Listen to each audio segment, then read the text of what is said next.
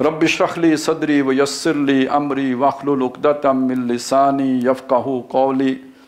अल्लाहुम्मा अल्हिमना रुश्दना व अइज़ना मिन शुरूरि अनफुसिना। अल्लाहुम्मा अरिनल हक़्क़ा हक़्क़न वरज़ुक़ना इत्तिबाअहू व अरिनल बातिला बातिलन वरज़ुक़ना इज्तिनाबह। अल्लाहुम्मा वफ़्फ़िक़ना लिमा तुहिब्बु व तर्दा।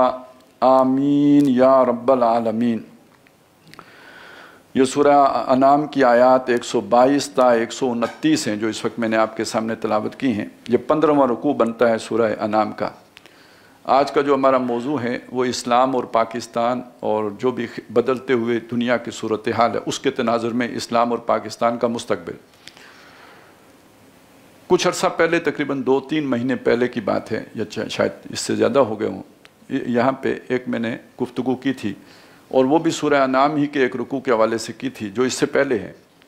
और वहाँ पे जो बात आई थी वो ये थी कि अल्लाह ताला ने एक हदायत की शम्मा जलाई हुई है और वो बुझने वाली नहीं है। इब्राहीम अलैहिस्सलाम का ज़िक्र आया, फिर उसके बाद मुख्तलिफ़ नबियों का ज़िक्र आया, बल्कि उससे पहले हज़रत नूह का ज़िक्र भी किया। व नूहन हदैना मिन क़ब्ल व मिन ज़ुर्रियतिही दाऊद व सुलैमान व अय्यूब व यूसुफ़ व मूसा व हारून।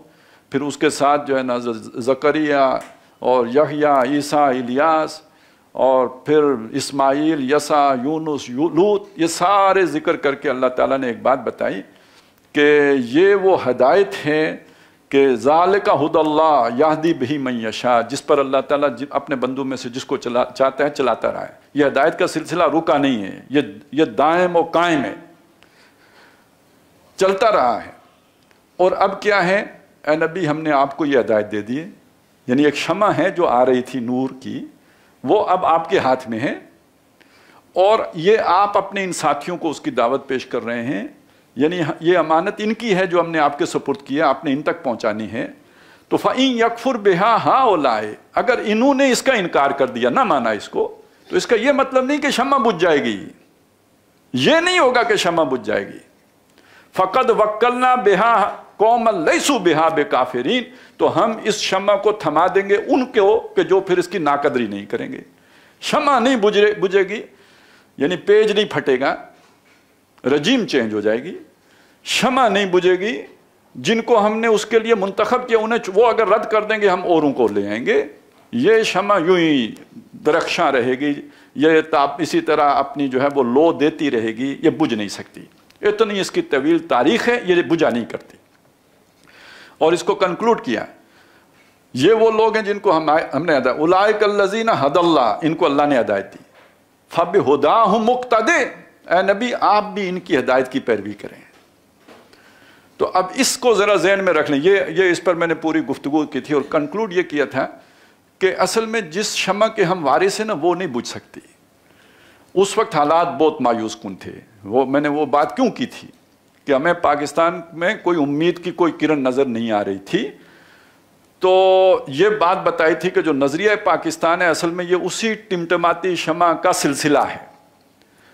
जोग्राफिया बदल सकता है, अफराद बदल सकते हैं, ये हो सकता है, दुनिया इधर से उधर हो सकती है, मशरक मगरब बदल सकते हैं, वो शमा नहीं बुझ सकती। लिहाजा बुरे से बुरे हालात में भी हम ये उम्मीद नहीं तोड़ सकते। असल में ये उसकी पंच लाइन जो थी वो ये थी, उसको अब जहन में रखें। मैं अब आज उसी से बात को आगे लेके चलना चाहता हूँ। अब इस शमा की तकमील कैसे होनी है? देखिए, एक तकमील तो हुआ है जो मोहम्मद रसूलुल्लाह पे हुई आके। ज़ाहिर है ये शमा बड़ी तवील है, बड़ा इसका सफ़र है। अल्लाह ने फैसला किया कि मैंने ज़मीन पर खलीफा बनाना है और उसके लिए फरिश्तों के सामने बात रखी। फरिश्तों ने चाहा कि हम खलीफा बने।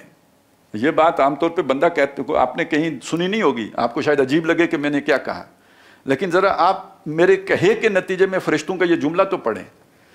अतजअलु फ़ीहा मन युफ़सिदु फ़ीहा व यस्फ़िकु दिमा व नहनु नुसब्बिहु बिहम्दिका व नुक़द्दिसु लक। आप उसको बनाएंगे जो खून रेज़ी करेगा और फसाद मचाएगा। हम है ना तस्बीह भी करते हैं और तहमीद भी करते हैं। क्या मतलब है इस जुमले का? यहाँ पे कोई सिलेक्शन होनी है और वहाँ पे आप अपने आप को इस तरह प्रेजेंट करते हैं, क्या माना है इसका? तो फरिश्तों ने कुछ चाहा तो अल्लाह ने कहा इसके लिए एक कैपेबिलिटी चाहिए, वो एक एनालिटिक कैपेबिलिटी भी चाहिए, اور یہ چیزوں کے خواص کو پہچاننے کی بھی آپ نے میری نیابت کرنی ہے، تو جب تک یہ چیزوں کو سمجھو گے نہیں ایز اٹ از کہ وہ ہیں کیا، تو ان کو اپنے تسخیر کیسے کرو گے، اپنے قابو میں کیسے لاؤ گے؟ تو وہ اللہ تعالیٰ نے ایک ان کے سامنے وہ مظاہرہ کیا، آدم فر اس میں کامیاب ہو گئے۔ فرشتوں نے کہا اللہ یہ ہمارا تو سافٹ ویئر ہے ہی نہیں، ہمیں تو نہیں سمجھ آئی آپ یہ کیا چیز ہے۔ تو اللہ نے کہا آپ سمجھ آگے نا کہ آپ اس کام کے اہل نہیں ہو، آپ کو جس کام کے لیے بنایا آپ وہ کام کرو، اس کام کے لیے میں نے ایک اہل شخصیت کو بنایا ہے، یا شخصیت بھی نہ کہیں، ایک جو ہے نا سلسلہ شروع کیا ہے، کہہ لیں ایک اسپیشی ہے کہ جس کا میں نے، ایک نوع ہے کہ جس کو میں نے شروع کر دیا ہے، وہ کام کرے گی۔ آپ کو معلوم ہے کہ جنات بھی تھے، جنوں کا ایک سردار بھی تھا، وہ اتنا نیک تھا اس فن عبادت میں کہ وہ فرشتوں کی صف میں شامل تھا، اس کا بھی دل چاہا کہ یہ مقام مجھے ملے، اور اس نے بغاوت کر دی۔ فرشتے تو سمجھ گئے، انہوں نے سجدہ کر دیا، اس نے بغاوت کر دی۔ سجدہ نہ کرنے کا مطلب یہ کہ میں اس کی خلافت کو یا جو آپ مقام اسے دے رہے ہیں اس کو نہیں مانتا۔ اب یہاں سے اصل میں خیر اور شر کے جھگڑا شروع ہوا ہے۔ یہ ستیزہ کار رہا ہے ازل سے تا امروز، تو یہ اس کی شروعات ہے۔ اگر وہ بھی سرنڈر کر جاتا تو بڑے امن سے سارا کچھ ہو جاتا۔ اب دیکھیے یہ تکوین میں تو اگر مگر تو بالکل نہیں چلتا نا، اللہ کا منصوبہ یہی تھا جو ہو رہا ہے، لیکن اسباب کی سطح پر ہم اگر مگر کر سکتے ہیں، اگر یہ نہ ہوتا تو یوں ہوتا، اور اگر یوں نہ ہوتا تو وہ ہوتا، یہ ہم بات کر سکتے ہیں اسباب کی سطح پر، لیکن تکوین کی سطح پر ہم سمجھیں گے کہ یہی ڈیٹرمنٹ تھا، یہی ہونا تھا، یوں ہی ہونا تھا، اسی طرح ہونا، اسی میں خیر تھا، یہی اللہ کا پلان تھا، یہی اللہ کا منصوبہ تھا۔ اب یہ دو چیزیں علیحدہ رکھ کر ہم آگے چلیں۔ یہ جو دنیا میں اللہ نے بھیجا، جس کو ہم اب سمجھے یہ کہ اس زمین کے لیے خلافت اللہ نے ہمیں عطا کی تھی۔ دیکھیے ایک بات کو ذہن میں رکھیں، اب یہاں ایک نقطہ علمی اسے سمجھ لیجئے، اور بہت اہم نقطہ ہے۔ اب یہ جو یہاں الارض کا لفظ آیا ہے، اس کا معنی زمین لیں، گلوب، یہ جس پر ہم بستے ہیں، یہ مراد لیں یا پوری کائنات مراد لیں؟ اس لیے کہ جب آپ جنت میں جائیں گے تو اس پوری کائنات کے وارث بنائے جائیں گے۔ جنت کے بارے میں قرآن مجید میں یہ آیا ہے ارضھا کارض السماء والارض، اس کا پھیلاؤ آسمان اور زمین جتنا ہے۔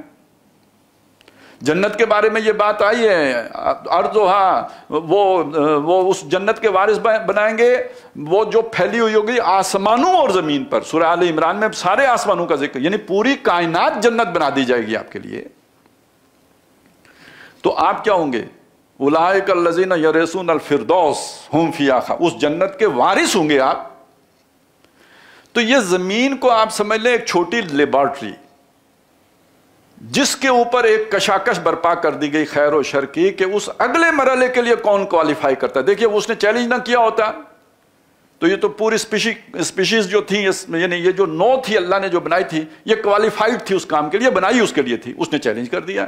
اب چیلنج کر دیا تو اس کو بھی تو کہیں کنارے، فرشتوں کو تو یوں کنارے لگا دیا کہ یہ ان کا بتاؤ نا مجھے، لیکن اس کو کنارے لگانے کے لیے اس سے بڑا ایک جو ہے نا وہ پروجیکٹ شروع کرنا تھا، وہ ہے یہ زمین کا، جو آپ اسے 10,000 سال کا کہیں، 15,000 سال کا کہیں، اس سے بڑا نہیں ہے۔ آدم علیہ السلام جو ہے نا آج سے زیادہ 10,000 سال پہلے کی شخصیت ہیں، اس سے پرانی بات نہیں ہے۔ تو یہ ایک اللہ تعالیٰ نے بہت بڑا ایک منصوبہ شروع کر دیا کہ یہ سارے اب اس کے لیے اپنی فٹنس ثابت کریں گے، اپنی اسٹرینتھ ثابت کریں گے، اپنی ورتھ پروو کریں گے، تب اگلے مرحلے میں جائیں گے۔ یہ سلسلہ امتحان ہے، یہ ایک چھوٹی زمین ہے۔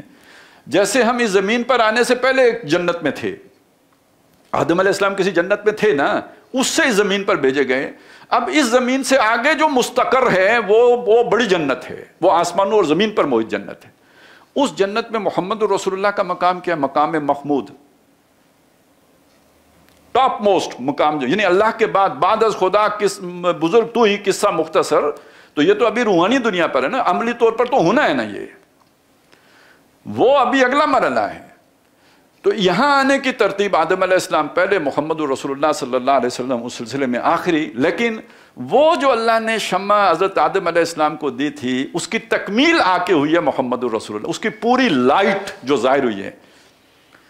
یہ قرآن مجید، بلکہ یہ جو اس کی لائٹ ہے نا، اس نے بہتوں کو اندھا کر دیا۔ بہت تیز لائٹ پڑے تو وہ نظر ہی کچھ نہیں آتا۔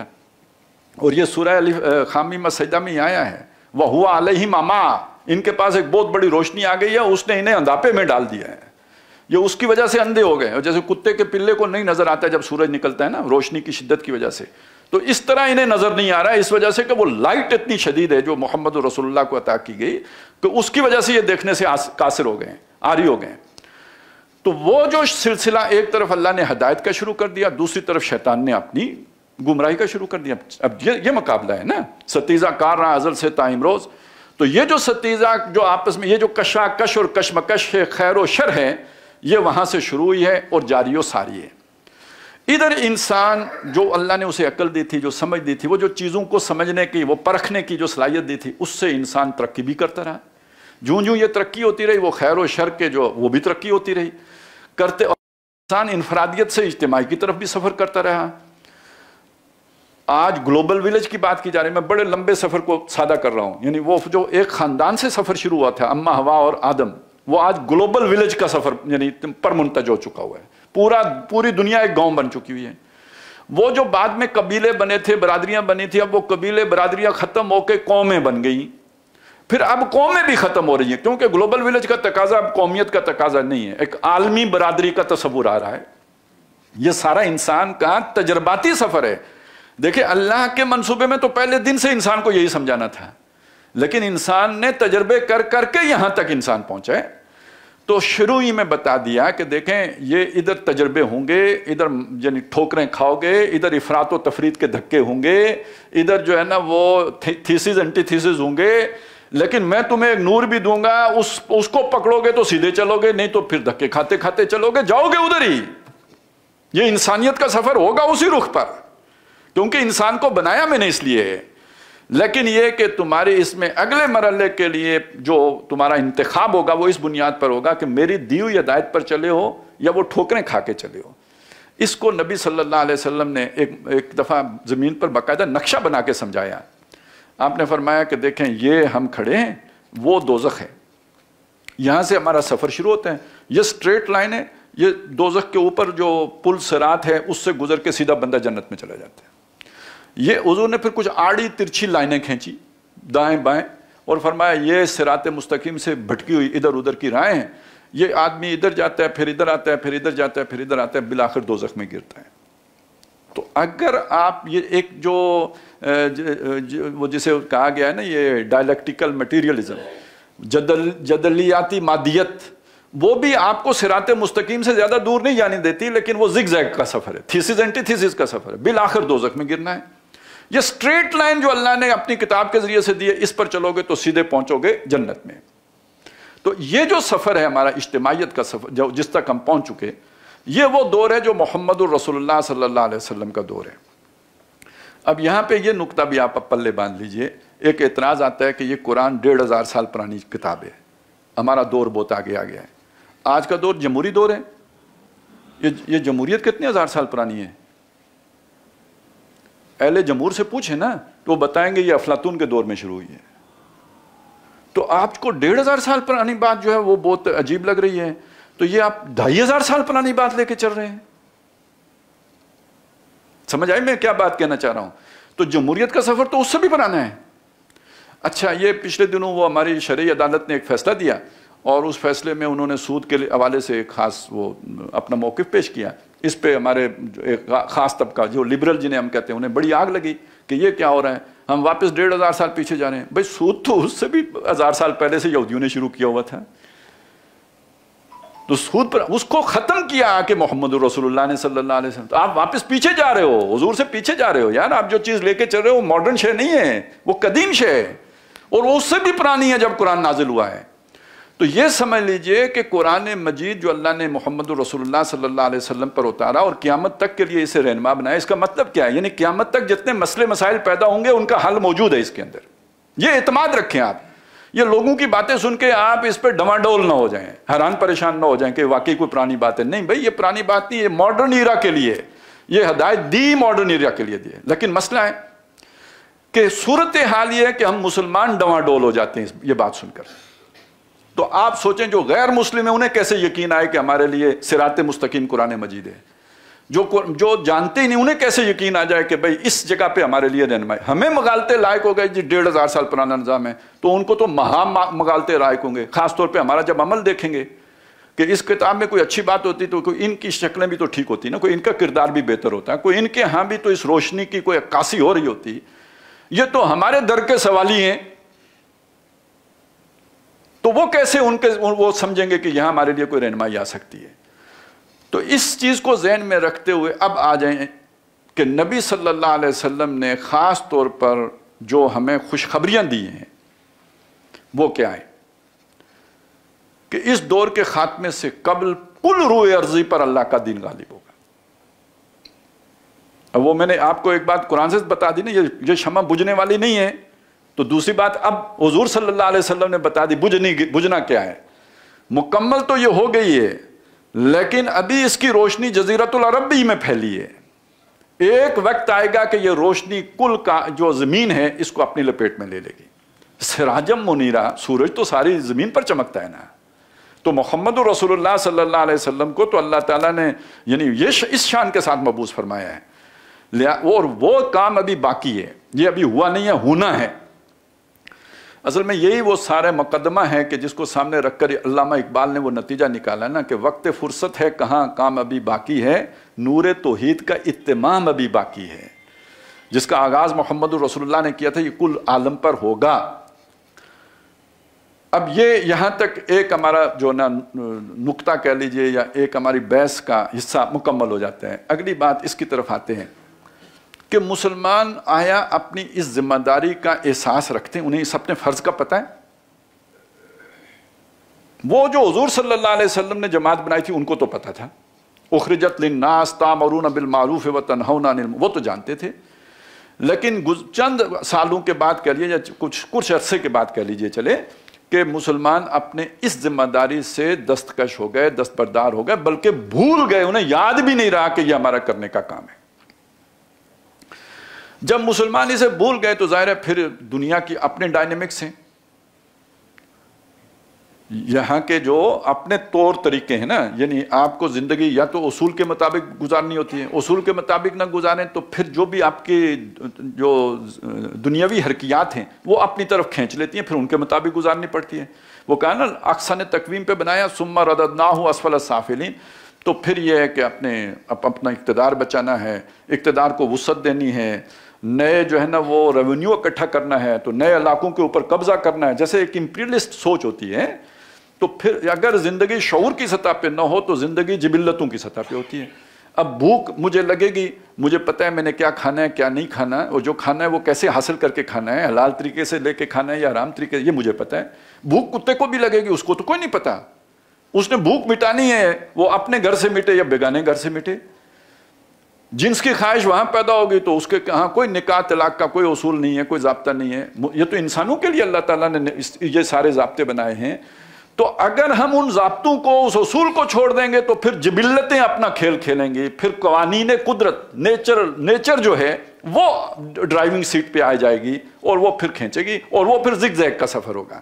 کیونکہ اس میں پھر یہ ہے کہ انسان ٹھوکریں بھی کھائے گا، مار بھی کھائے گا، پھر تجربے سے سیکھے گا، پھر اس چیز کو ٹھیک کرے گا، پھر ٹھیک کرے گا تو پھر کسی ایکسٹریم پہ نکل جائے گا، وہاں سے پھر ٹھیک کرنے کی خواہش پیدا ہوگی تو دوسری ایکسٹریم پہ نکل. یہ سارا اصل میں ٹھوکریں کھا کھا کے آگے بڑھنے کا معاملہ ہے. اس کو قرآن مجید نے سورہ ملک میں بیان کیا ہے. دیکھیے کیا اللہ تعالیٰ نے کس انداز میں بات سمجھا دی. افمن یمشی مکبا علی وجہہ اہدی ام من یمشی سویا علی صراط مستقیم. ذرا سوچو، وہ بندہ زیادہ سیدھا ہے کہ جو صراط مستقیم پر، سیدھی لائن پر پوری طرح کھڑے ہو کر اپنی منزل پر نظریں جما کر چلتا ہے، وہ زیادہ سیدھا ہے، یا جو پیٹ کے بل گھسٹ کے چل رہا ہے، کبھی دائیں کبھی، وہ زیادہ سیدھا ہے. ٹھوکریں کھا رہا ہے، تجربات سے سیکھ رہا ہے، وہ زیادہ سیدھا ہے. تو معلوم ہوا کہ ہر معقول آدمی سمجھ سکتا ہے کہ جسے منزل بھی معلوم ہے، جس کا ویژن کلیئر ہے، جس کی سوچ واضح ہے، جسے رستے کا پتہ ہے، وہ شخص زیادہ سیدھا ہے، بجائے اس کے کہ جو جیسے اندھیرے میں بندہ ٹامک ٹوئیاں مارے اور ظن و تخمین سے چلے، جو اس طرح چل رہا ہے، اس کے مقابلے میں تو یہ بہت بہتر ہے. تو افمن یمشی مکبا علی وجہہ اہدی ام من یمشی سویا علی صراط مستقیم. اب یہ جو نبی صلی اللہ علیہ وسلم کے بعد جو انسانیت کا سفر ہوا، مسلمان تو اپنے اس ڈرائیونگ سیٹ انہوں نے چھوڑ دی، انسانیت کی رہنمائی کی ڈرائیونگ سیٹ چھوڑ دی. تو انسانوں نے پھر اپنا سفر شروع کر لیا ٹھوکریں کھا کے. لیکن کس رخ پہ کیا؟ یہ بہت اہم بات ہے. میں پہلے بتا چکا ہوں، انسانیت نے جانا کدھر ہے، سفر کدھر ہے؟ جانا اسی پل صراط کی طرف سے. کسی نے نیچے گرنا ہے اور کسی نے پار ہونا ہے. سفر کا مجموعی رخ ادھر ہی رہے گا. اور وہ مجموعی رخ آج کدھر ہوگا کہ جو نبی صلی اللہ علیہ وسلم اصول اور ضوابط زندگی بسر کرنے کے دے کے گئے ہیں، یعنی وہ آج کی سطح کے مطابق، انسانی سطح کے مطابق ہیں، عقل کے مطابق ہیں، لہٰذا انسان تجربے کر کر کے جائے گا انہی کی طرف، لیکن سیدھا نہیں جائے گا، زگ زیگ میں جائے گا۔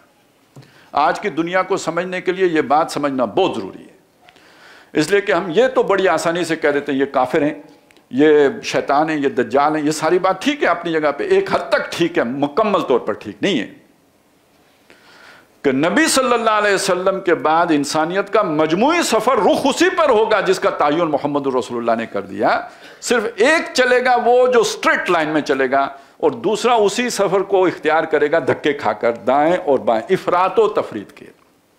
اس بات کو اگر ہم سمجھ لیں تو یہ جو مغرب میں جو کچھ بھی ہوا ہے ایک حد تک آپ کو ماننا پڑے گا یہ اسلام کے عین مطابق ہے، دوسرے اعتبار سے وہ چونکہ ٹھوکریں اس میں شامل ہیں لہٰذا ہم اسے صراط مستقیم قرار نہیں دے سکے، اسے اسلام نہیں کہہ سکتے، لیکن وہاں جو حقوق کا تصور آیا، وہاں جو انسان کی جو ہے نا اس کی فلاح کا تصور آیا، ایک ویلفیئر سٹیٹ کا تصور آیا، یہ وہ ساری چیزیں ہیں جو سب سے پہلے محمد رسول اللہ نے دی تھی صلی اللہ علیہ وسلم۔ جمہوری انقلاب آیا تو کون لے کے آیا؟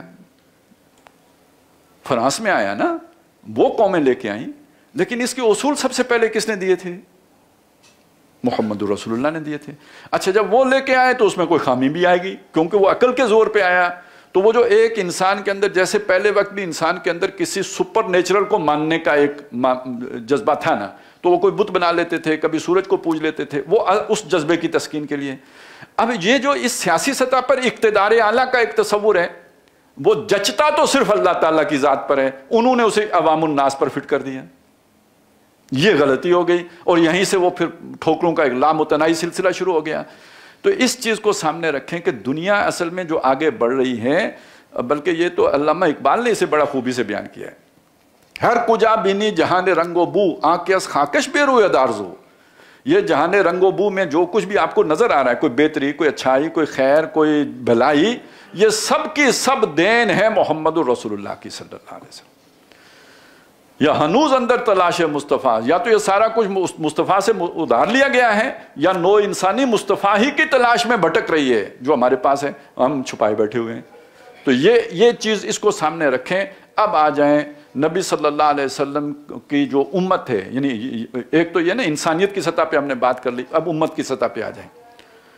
جب وہ اس اسلام کو دنیا تک پہنچانا چھوڑ دیا تو انسانیت کی گاڑی نیوٹرل ہو گئی، آج کل نیوٹرل کا لفظ جو ہے نا عام ہے، تو یعنی وہ اب مس ڈائریکٹڈ ہو گئی اور وہ تجربات سے سیکھنے والی ہو گئی، اور خود امت ذلیل و رسوا ہو گئی۔ آج کیوں خوار کے کل تک نہ تھی پسند گستاخی فرشتہ ہماری جناب میں، کیونکہ وہ جگہ جب آپ نے چھوڑی تو اب اس کے نتیجے میں اللہ کی طرف سے رسوائی مقدر ہونی تھی۔ وہ زمانے میں معزز تھے مسلمان ہو کر، اور تم خوار ہوئے تارک گناہ ہو کر، لہٰذا ڈرائیونگ سیٹ ان کے پاس چلی گئی، آپ تو اتر ہی گئے نا، آپ نے خود دستبردار ہو گئے، تو پھر اب وَضُرِبَتْ عَلَيْهِمُ الذِّلَّةُ وَالْمَسْكَنَةُ وَبَاءُوا بِغَضَبٍ، اللہ کا اصول ہے کہ جس کو ڈرائیونگ سیٹ پہ بٹھایا ہو وہ اگر اس سے اٹھ کے کہے کہ جی میں نے تو چنے کھانے ہیں اور پیاز کھانا ہے اور ٹماٹر کھانے ہیں اور سبزیاں کھانی ہیں، تو پھر اس کے ساتھ یہ ذلت اور رسوائی مقدر بن جاتی ہے کہ آپ کو تو ہم نے من و سلوہ اس لیے دیا تھا کہ آپ نے تو سب کو گائیڈ لائن دینی ہے، آپ کا کام بھی اگر یہی ہے کہ لوگوں کی طرح خواہشات کے پیچھے چلنا ہے، تو پھر وَضُرِبَتْ عَلَيْهِمُ الذِّلَّةُ وَالْمَسْكَنَةُ وَبَاءُوا بِغَضَبٍ مِّنَ اللَّهِ کا شکار ہو گئے۔ پھر ڈرائیونگ سیٹ پہ آ کے کوئی بخت نصر بیٹھے گا، ڈرائیونگ سیٹ پہ آ کے کوئی ٹائٹس رومی بیٹھے گا، اب تمہارے لیے گنجائش نہیں رہے گی۔ یہ ہوا جو ہمارے ساتھ ہوا، اور وہ جنہیں ہم کہتے ہیں کہ وہ آگے نکل گئے ہم پیچھے رہ گئے، ان کے لیے حور و قصور دنیا میں ہوئے تو ہم سے صرف وعدہ حور ہوا، تو یہ اصل میں یہ گلہ شکوہ ہمیں اللہ سے اس لیے پیدا ہوا کہ یہ اپنی ہی کوتاہی تھی جس کے نتیجے میں یہ سب ہوا۔ لیکن ظاہر ہے اللہ نے انسانوں کو بھٹکنے کے لیے نہیں چھوڑا۔ نبی کیوں بھیجے اللہ نے؟ یہ کتابیں کیوں اتاری؟ اسی لیے اتاری کہ یہ اگر اپنی خواہشات ہی پر چھوڑے رکھے تو یہ صراط مستقیم پر کبھی بھی نہیں آ سکیں گے۔ تو کوئی ایک طبقہ ایسا ہو کہ جو لوگوں کو صراط مستقیم کی طرف بلاتا رہے، یا کہہ لیجئے ہانکتا رہے، کیونکہ یہ جس طرح بھٹکنا ہے تو یہ تو جیسے بھیڑ بکریاں بھٹک جاتی ہیں تو ان کو ہانک کے واپس مین سٹریم پہ لانا ہوتا ہے، تو ان کو ادھر ادھر سے پھر اپنی گائیاں بکریاں جمع کر کے سیدھی راہ پہ ڈالتا رہے، یہ نبیوں کا کام رہا۔ اور سب سے آخر میں نبی صلی اللہ علیہ وسلم صراط مستقیم بھی واضح کی، اور یہ بلانے والا، کھینچنے والا، یعنی لے کے آنے والا، تبلیغ کرنے والا، دعوت دینے والا، یہ سارا کام بھی کر کے تو ایک شاہراہ بنا دی کہ اب اس پر چلو۔ وہ شاہراہ ہم نے دھندلا دی، اس کو ہم نے جو ہے نا وہ کر دیا، مغالطوں کا شکار کر دیا، وہ واضح نہیں رہی، کلیئر نہیں چھوڑی۔ وہ جو فرقان تھی اس کو التباس حق و باطل کر دیا، اب وہ اتنی واضح نہیں رہی۔ یہ سلسلہ چلتا رہا 1000 سال کے بعد۔ یہ کام مغرب میں جو میں نے ابھی آپ کے سامنے رکھا نا، 1000 سال تک ہم ہی ڈرائیونگ سیٹ پہ رہے، اگرچہ کہ گاڑی غلط چلاتے رہے۔ تو اللہ نے پھر وہ دوسری اقوام کو کھڑا کر دیا۔ آج سے 400 سال پہلے سے یہ پروسیس شروع ہوا، اور آج جہاں پہ ہم ہیں وہ یہ جگہ، یہ کام 400 سال پہلے شروع ہوا تھا، اور جہاں پہ وہ ہیں وہ کام ان کے ہاں 400 سال پہلے شروع ہوا تھا جہاں وہ پہنچ گئے۔ اس دوران جو ایک بڑی تبدیلی ہے، جیسے اب یہ میں بڑی بات کرنے لگا ہوں، اور ضروری نہیں کہ آپ میری بات کو قبول کر لیں، لیکن میں سمجھانے کے لیے یہ بات کر رہا ہوں کہ جیسے اللہ تعالیٰ پہلے نو انسانی کی ہدایت اور رہنمائی کے لیے نبی کھڑے کرتا تھا، ایسے اللہ تعالیٰ نے اس عرصے میں جو ایک بڑی بات جو ہمیں نظر آتی ہے، وہ ایک، اب یہ نبی کا مقام نہیں بتا رہا، یہ میں نہیں کہہ رہا، نبی قرار نہیں دے رہا ہوں، یہ کہ کسی غلط فہمی کا شکار نہ ہو جائے، میں صرف وہ مثال دے کے بات سمجھا رہا ہوں، تشبیہ نہیں دے رہا ہوں، کہ وہ مثال اللہ نے ایک ملک کو بنانے کا ارادہ کیا، کہ وہ ملک جو ہمارا ملک ہے، جو لا الہ الا اللہ کی بنیاد پر بنا ہے، یہ خاص مقام۔ جب ہم کہتے ہیں ملک خدا داد پاکستان، تو اس کا مطلب کیا ہے؟ سچی بات یہ ہے کہ پاکستان کی تاریخ آپ پڑھیں، مطالعہ پاکستان والے نہیں، آپ دوسری پڑھ کے دیکھیں جو اور لوگوں نے لکھا ہے، یہ ملک کہیں بنتا نظر نہیں آتا، اچانک ٹپک پڑتا ہے، اچانک ٹپک پڑتا ہے۔ اس کے بعد آپ میڈیا کو چھوڑ دیں، ویسے دیکھ لیں جو کچھ ہوتا رہا ہمارے ملک میں، تو اس ملک کا باقی رہ جانا، یعنی آج جو ہمارے حالات ہیں نا، اس سے زیادہ برے حالات 1950 میں تھے، 1951 میں تھے، 1952 میں تھے۔ جو لوگ پرانے ہیں انہیں پتہ ہوگا، اس سے زیادہ برے حالات تھے۔ سیاسی عدم استحکام اس سے زیادہ تھا۔ نہرو نے کہا، شاستری نے کہا تھا، میں اتنی شلواریں نہیں تبدیل کرتا جتنا یہاں وزیر اعظم بدل جاتے ہیں پاکستان میں۔ معاشی حالات، وہ تو آپ نے سنا ہے نا جی، کانٹوں سے ہم پیپر پن کا کام لیتے تھے، تو اتنا برے حالات تھے، چلتا رہا۔ اب دیکھیں، آپ کہیں گے کہ امریکہ کی ضرورت تھی، فلانے کی، مجھے اس سے کوئی غرض نہیں ہے کس کی ضرورت تھی، یہ تو اللہ جب ضرورت اپنی پوری کرتا ہے تو کسی کو بھی کام پہ لگا دیتا ہے۔ اصحاب کہف کی غار کے باہر کتا بٹھا دیتا ہے، ٹھیک ہے نا، اور یوسف علیہ السلام کو مصر جو ہے نا وہ دوسرے لوگ پہنچا دیتے ہیں جن کا یوسف سے کوئی لینا دینا ہی نہیں ہوتا، تو جب اللہ کام لینے پہ آتا ہے کسی سے بھی لے لیتا ہے۔ لیکن میں صرف آپ کو یہ بتا رہا ہوں کہ آج جتنے برے حالات ہیں، اس سے کہیں زیادہ برے حالات 50s میں تھے، لیکن پھر بھی سروائیو کر گیا۔ پھر آپ کو یہ بھی بتا دینا چاہتا ہوں کہ اس کے بعد یعنی 1958 کے بعد کہنا، ویسے تو اس سے پہلے ہی ہو گیا تھا، لیکن میں لیاقت علی خان کے بعد اس بات کو سمجھ لیں کہ اس کا عمل شروع ہو گیا تھا، 58 میں آ کے مکمل ہو گیا۔ 1958 کے بعد یہ ملک ان لوگوں کے ہاتھوں میں رہا ہے جو اس کے نظریے کے ساتھ مخلص تھے ہی نہیں، جن کو اس نظریے سے کوئی لینا دینا نہیں تھا، لیکن عوامی دباؤ تھا، نعرہ لگانا پڑتا تھا پاکستان کا مطلب کیا، لا الہ الا اللہ۔ ابھی بھی دیکھیے نا، وہ فلانے کو وزیر بنائیں گے، اسے وزیر بنانے لگے ہو، اس کا تعلق تو فلانی جگہ سے ہے، اچھا ٹھیک ہے نہیں بنائیں گے، یعنی میری خواہش تو ہے بنانے کی، بڑا لائق آدمی ہے وہ، تو ہماری معیشت سیدھی کر دے گا، میاں عاطف تو سب ٹھیک کر دیں گے۔ اور حیرت انگیز طور پہ بات، یعنی عمران خان صاحب کو بھی وہی پسند آتا ہے میاں عاطف، اور بعد والوں کو پی ڈی ایم کو بھی وہی پسند آتا ہے، لیکن یہ عوامی دباؤ ہے کہ نہیں، وہ نہیں چل سکتا، آپ کو باوجود خواہش کے اسے ہٹانا پڑتا ہے۔ اسی طرح ایک بات سوچیں، یہ جو پچھلی رجیم تھی جس کے آگے آپ کے خان صاحب لگے ہوئے تھے، آج میں یہ بات واضح طور پہ کہہ دینا چاہتا ہوں، اس لیے کہ ہم نے خان صاحب کو خوب پتھر مارے ہیں تو لوگ سمجھتے ہیں کہ ہمیں شاید اس سے کوئی چڑ تھی۔ یہ وہ بوری تھی جو گن مین کے آگے رکھی ہوتی ہے، وہ اس کی پناہ لے کے تو گولیاں چلا رہا ہوتا ہے، اس سے زیادہ اس بوری کی کوئی حیثیت نہیں تھی، تو ہم نے بٹے پھر بوری کو مارنے تھے، پیچھے والے کو تو اس وقت تک لگ نہیں سکتے تھے نا کہ جب تک آگے بوری موجود ہے۔ اب وہ بات خود ہی کھل گئی ہے، کہ یہ تو سارا ماڈل ہم لے کے آئے, ہمارا پروجیکٹ تھا, یہ ہم تھے جناب. آپ یہ سمجھتے رہے کہ یہ کوئی ان کی سیاسی جدوجہد کا نتیجہ تھا. نہیں, یہ ہمارا پروجیکٹ تھا. اور جنوری 2022 میں ہم نے یہ فیصلہ کر لیا تھا. 20 اور 6 کے 26 لوگ بیٹھے تھے, ان میں سے 20 کا یہ کہنا تھا کہ ہم نیوٹرل ہوں گے. 6 ابھی بھی ان کی سپورٹ کرنے والے تھے, 20 کا یہ کہنا تھا کہ ہم نیوٹرل ہوں گے. تو اب اس کا مطلب سمجھ گئے کہ نہیں یہ فیصلے کہاں ہوتے ہیں, یہ ساری جو تبدیلیاں ہوتی ہیں کیسے ہوتی ہیں, جو کوئی مسلط ہوتا ہے تو کیسے مسلط ہوتا ہے, اور اگر کوئی اترتا ہے تو کیسے. اچھا, اب یہ 20 نے کا ذہن کیسے بدلا؟ ہم عوام میں منہ لگانے کے دکھانے کے قابل, نالائکی ان کی ہے, لیکن لوگ ہمیں کہتے ہیں کہ تمہارا پروجیکٹ ہے, یہ تم نے کیا ہمارے اوپر مسئلہ, ہم بدنام ہو رہے ہیں. یہ کون سا پریشر ہے؟ یہ کوئی خدا خوفی تھی؟ یہ کوئی امریکہ, یہ کوئی وہ جو کہتے ہیں نا یہ جو ہے نا وہ فارن فنڈڈ, یہ بس مسئلہ نہیں ہے. عوامی شعور کی اہمیت کو سمجھیں.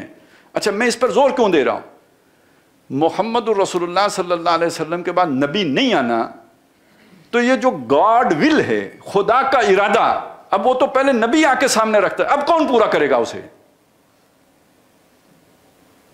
اس کے لیے اللہ نے امت بنائی, یعنی عوامی ادارہ. عجیب بات, ہمارا انفرادی عمل جیسا بھی ہو, اجتماعی سوچ کے اندر وہ چیز موجود رہتی ہے. دیکھ لیں, آپ سنت پر عمل نہیں کر سکیں گے, آپ ہو سکتا ہے داڑھی نہ رکھیں, لیکن ہمارا اجتماعی رویہ کیا ہے؟ کوئی حضور صلی اللہ علیہ وسلم کی گستاخی کرے, ہم میں سے ہر کوئی اس کی جان لینے کے در پہ ہو جائے گا. یہ ایک کولیکٹیو ہمارا جو ہے نا وہ ایک رویہ ہے, ٹھیک ہے, اور یہ ایمان کا تقاضا ہے.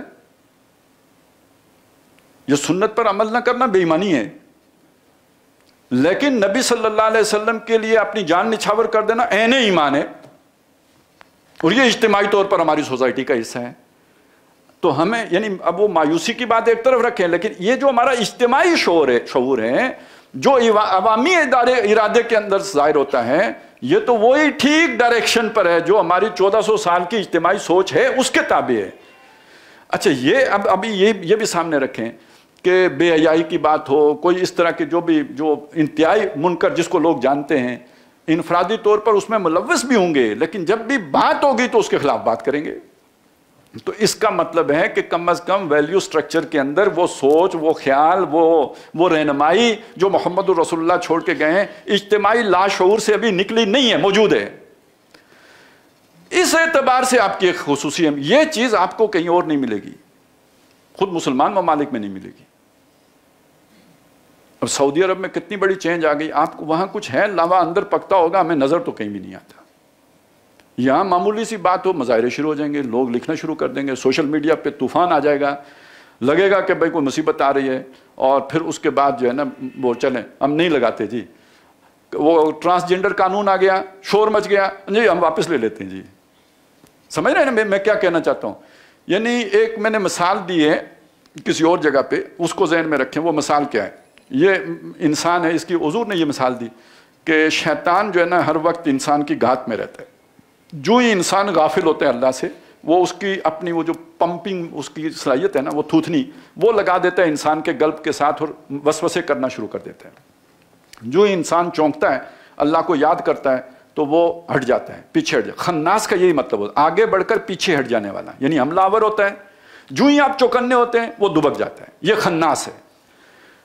یہ اس پورے عرصے میں ہم اگر دیکھیں تو ہمارا ملک یوں ہی چلتا رہا. عوام جو ہی باشعور ہوئے, وہ جو بھی پروجیکٹ تھا یا جو ایجنڈا تھا وہ پیچھے ہٹ گیا, اور جو ہی عوام اس سے غافل ہوئے تو وہ ایجنڈا اڈاپٹ ہو گیا, وہ اس پر عمل درآمد شروع ہو گیا.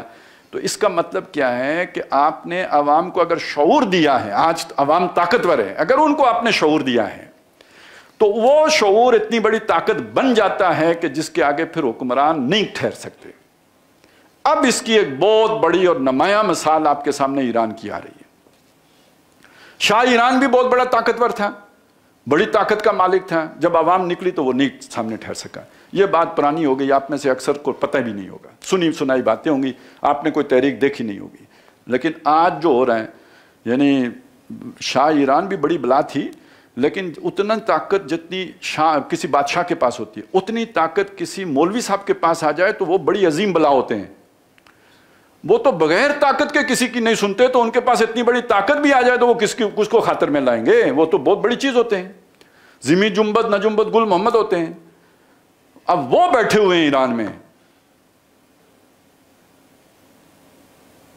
اور ان کو ہلا کے رکھ دیا۔ انہوں نے اپنی وہ جو ان کی فورس ہے نا، وہ جو اخلاقی پولیس اس کا نام، یعنی جو امر بالمعروف اور نہی عن المنکر کا کام وہاں پہ کر رہی تھی، وہ انہوں نے ختم کر دیے، تحلیل کر دیے، کیونکہ ان کے ہاتھوں ایک لڑکی مری تھی اور اس کے نتیجے میں یہ ساری تحریک اٹھی ہے۔ اس کا مطلب پسپائی اختیار کر رہے ہیں اور ایران ایک نئے انقلاب کے دھانے پہ پہنچ چکا ہوا ہے۔ یہ اس سے آپ عوامی تحریک کا اندازہ لگائیں۔ میں پہلے ایک بات کہتا تھا، میں کہتا تھا یار لوگوں کی مرضی کے بغیر فوج بھی کوئی قانون نہیں پاس کرتی۔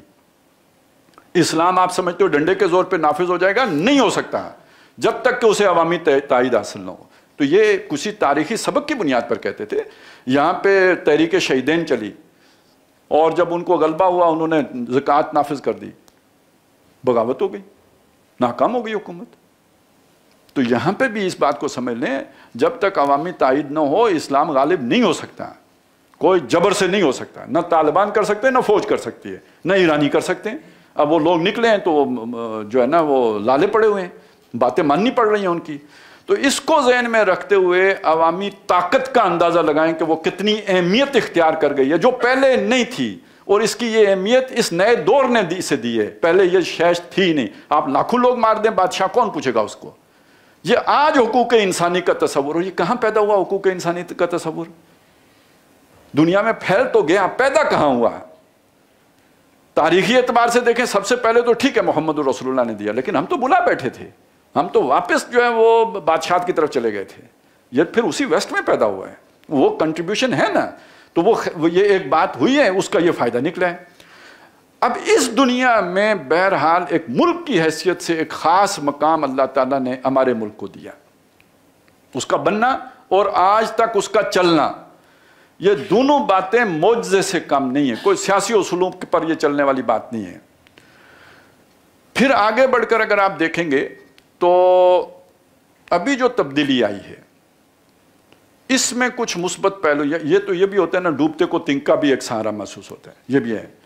بالکل گپ اندھیرے میں آپ کو کہیں جگنو بھی چمکتا نظر آئے نا تو آپ کو لگتا ہے کہ سورج ہے، تو یہ بھی ہو سکتا ہے کہ ہماری ڈسپشن ہو، کیونکہ مایوسی بہت شدید تھی، تو وہ ایک ہلکی سی کوئی جو شے ہمیں نظر آئی تو اس سے ہمیں امید بہت پیدا ہو گئی کہ شاید اب جو ہے وہ نیا کنارے لگنے والی ہے اور ہمارا بیڑا پار ہونے والا ہے اور ہم صحیح رخ پر چلنے والے ہیں، جس مقصد کے لیے بنایا تھا ملک اس مقصد کی طرف شاید پیش قدمی ہونے والی ہے۔ تو یہ ایک ہماری امید جو ہے نا وہ بالکل دھوکے کی امید بھی ہو سکتی ہے۔ صبح کاذب، ایک صبح صادق ہوتی ہے، ایک صبح کاذب ہوتی ہے، تو ہو سکتا ہے یہ صبح کاذب ہو، صبح صادق نہ ہو، ہم اسے سمجھ رہے ہوں کہ صبح ہونے والی ہے جبکہ یہ صبح نہ ہو رہی ہو، واللہ عالم، بے صحیح اللہ ہی جانتا ہے۔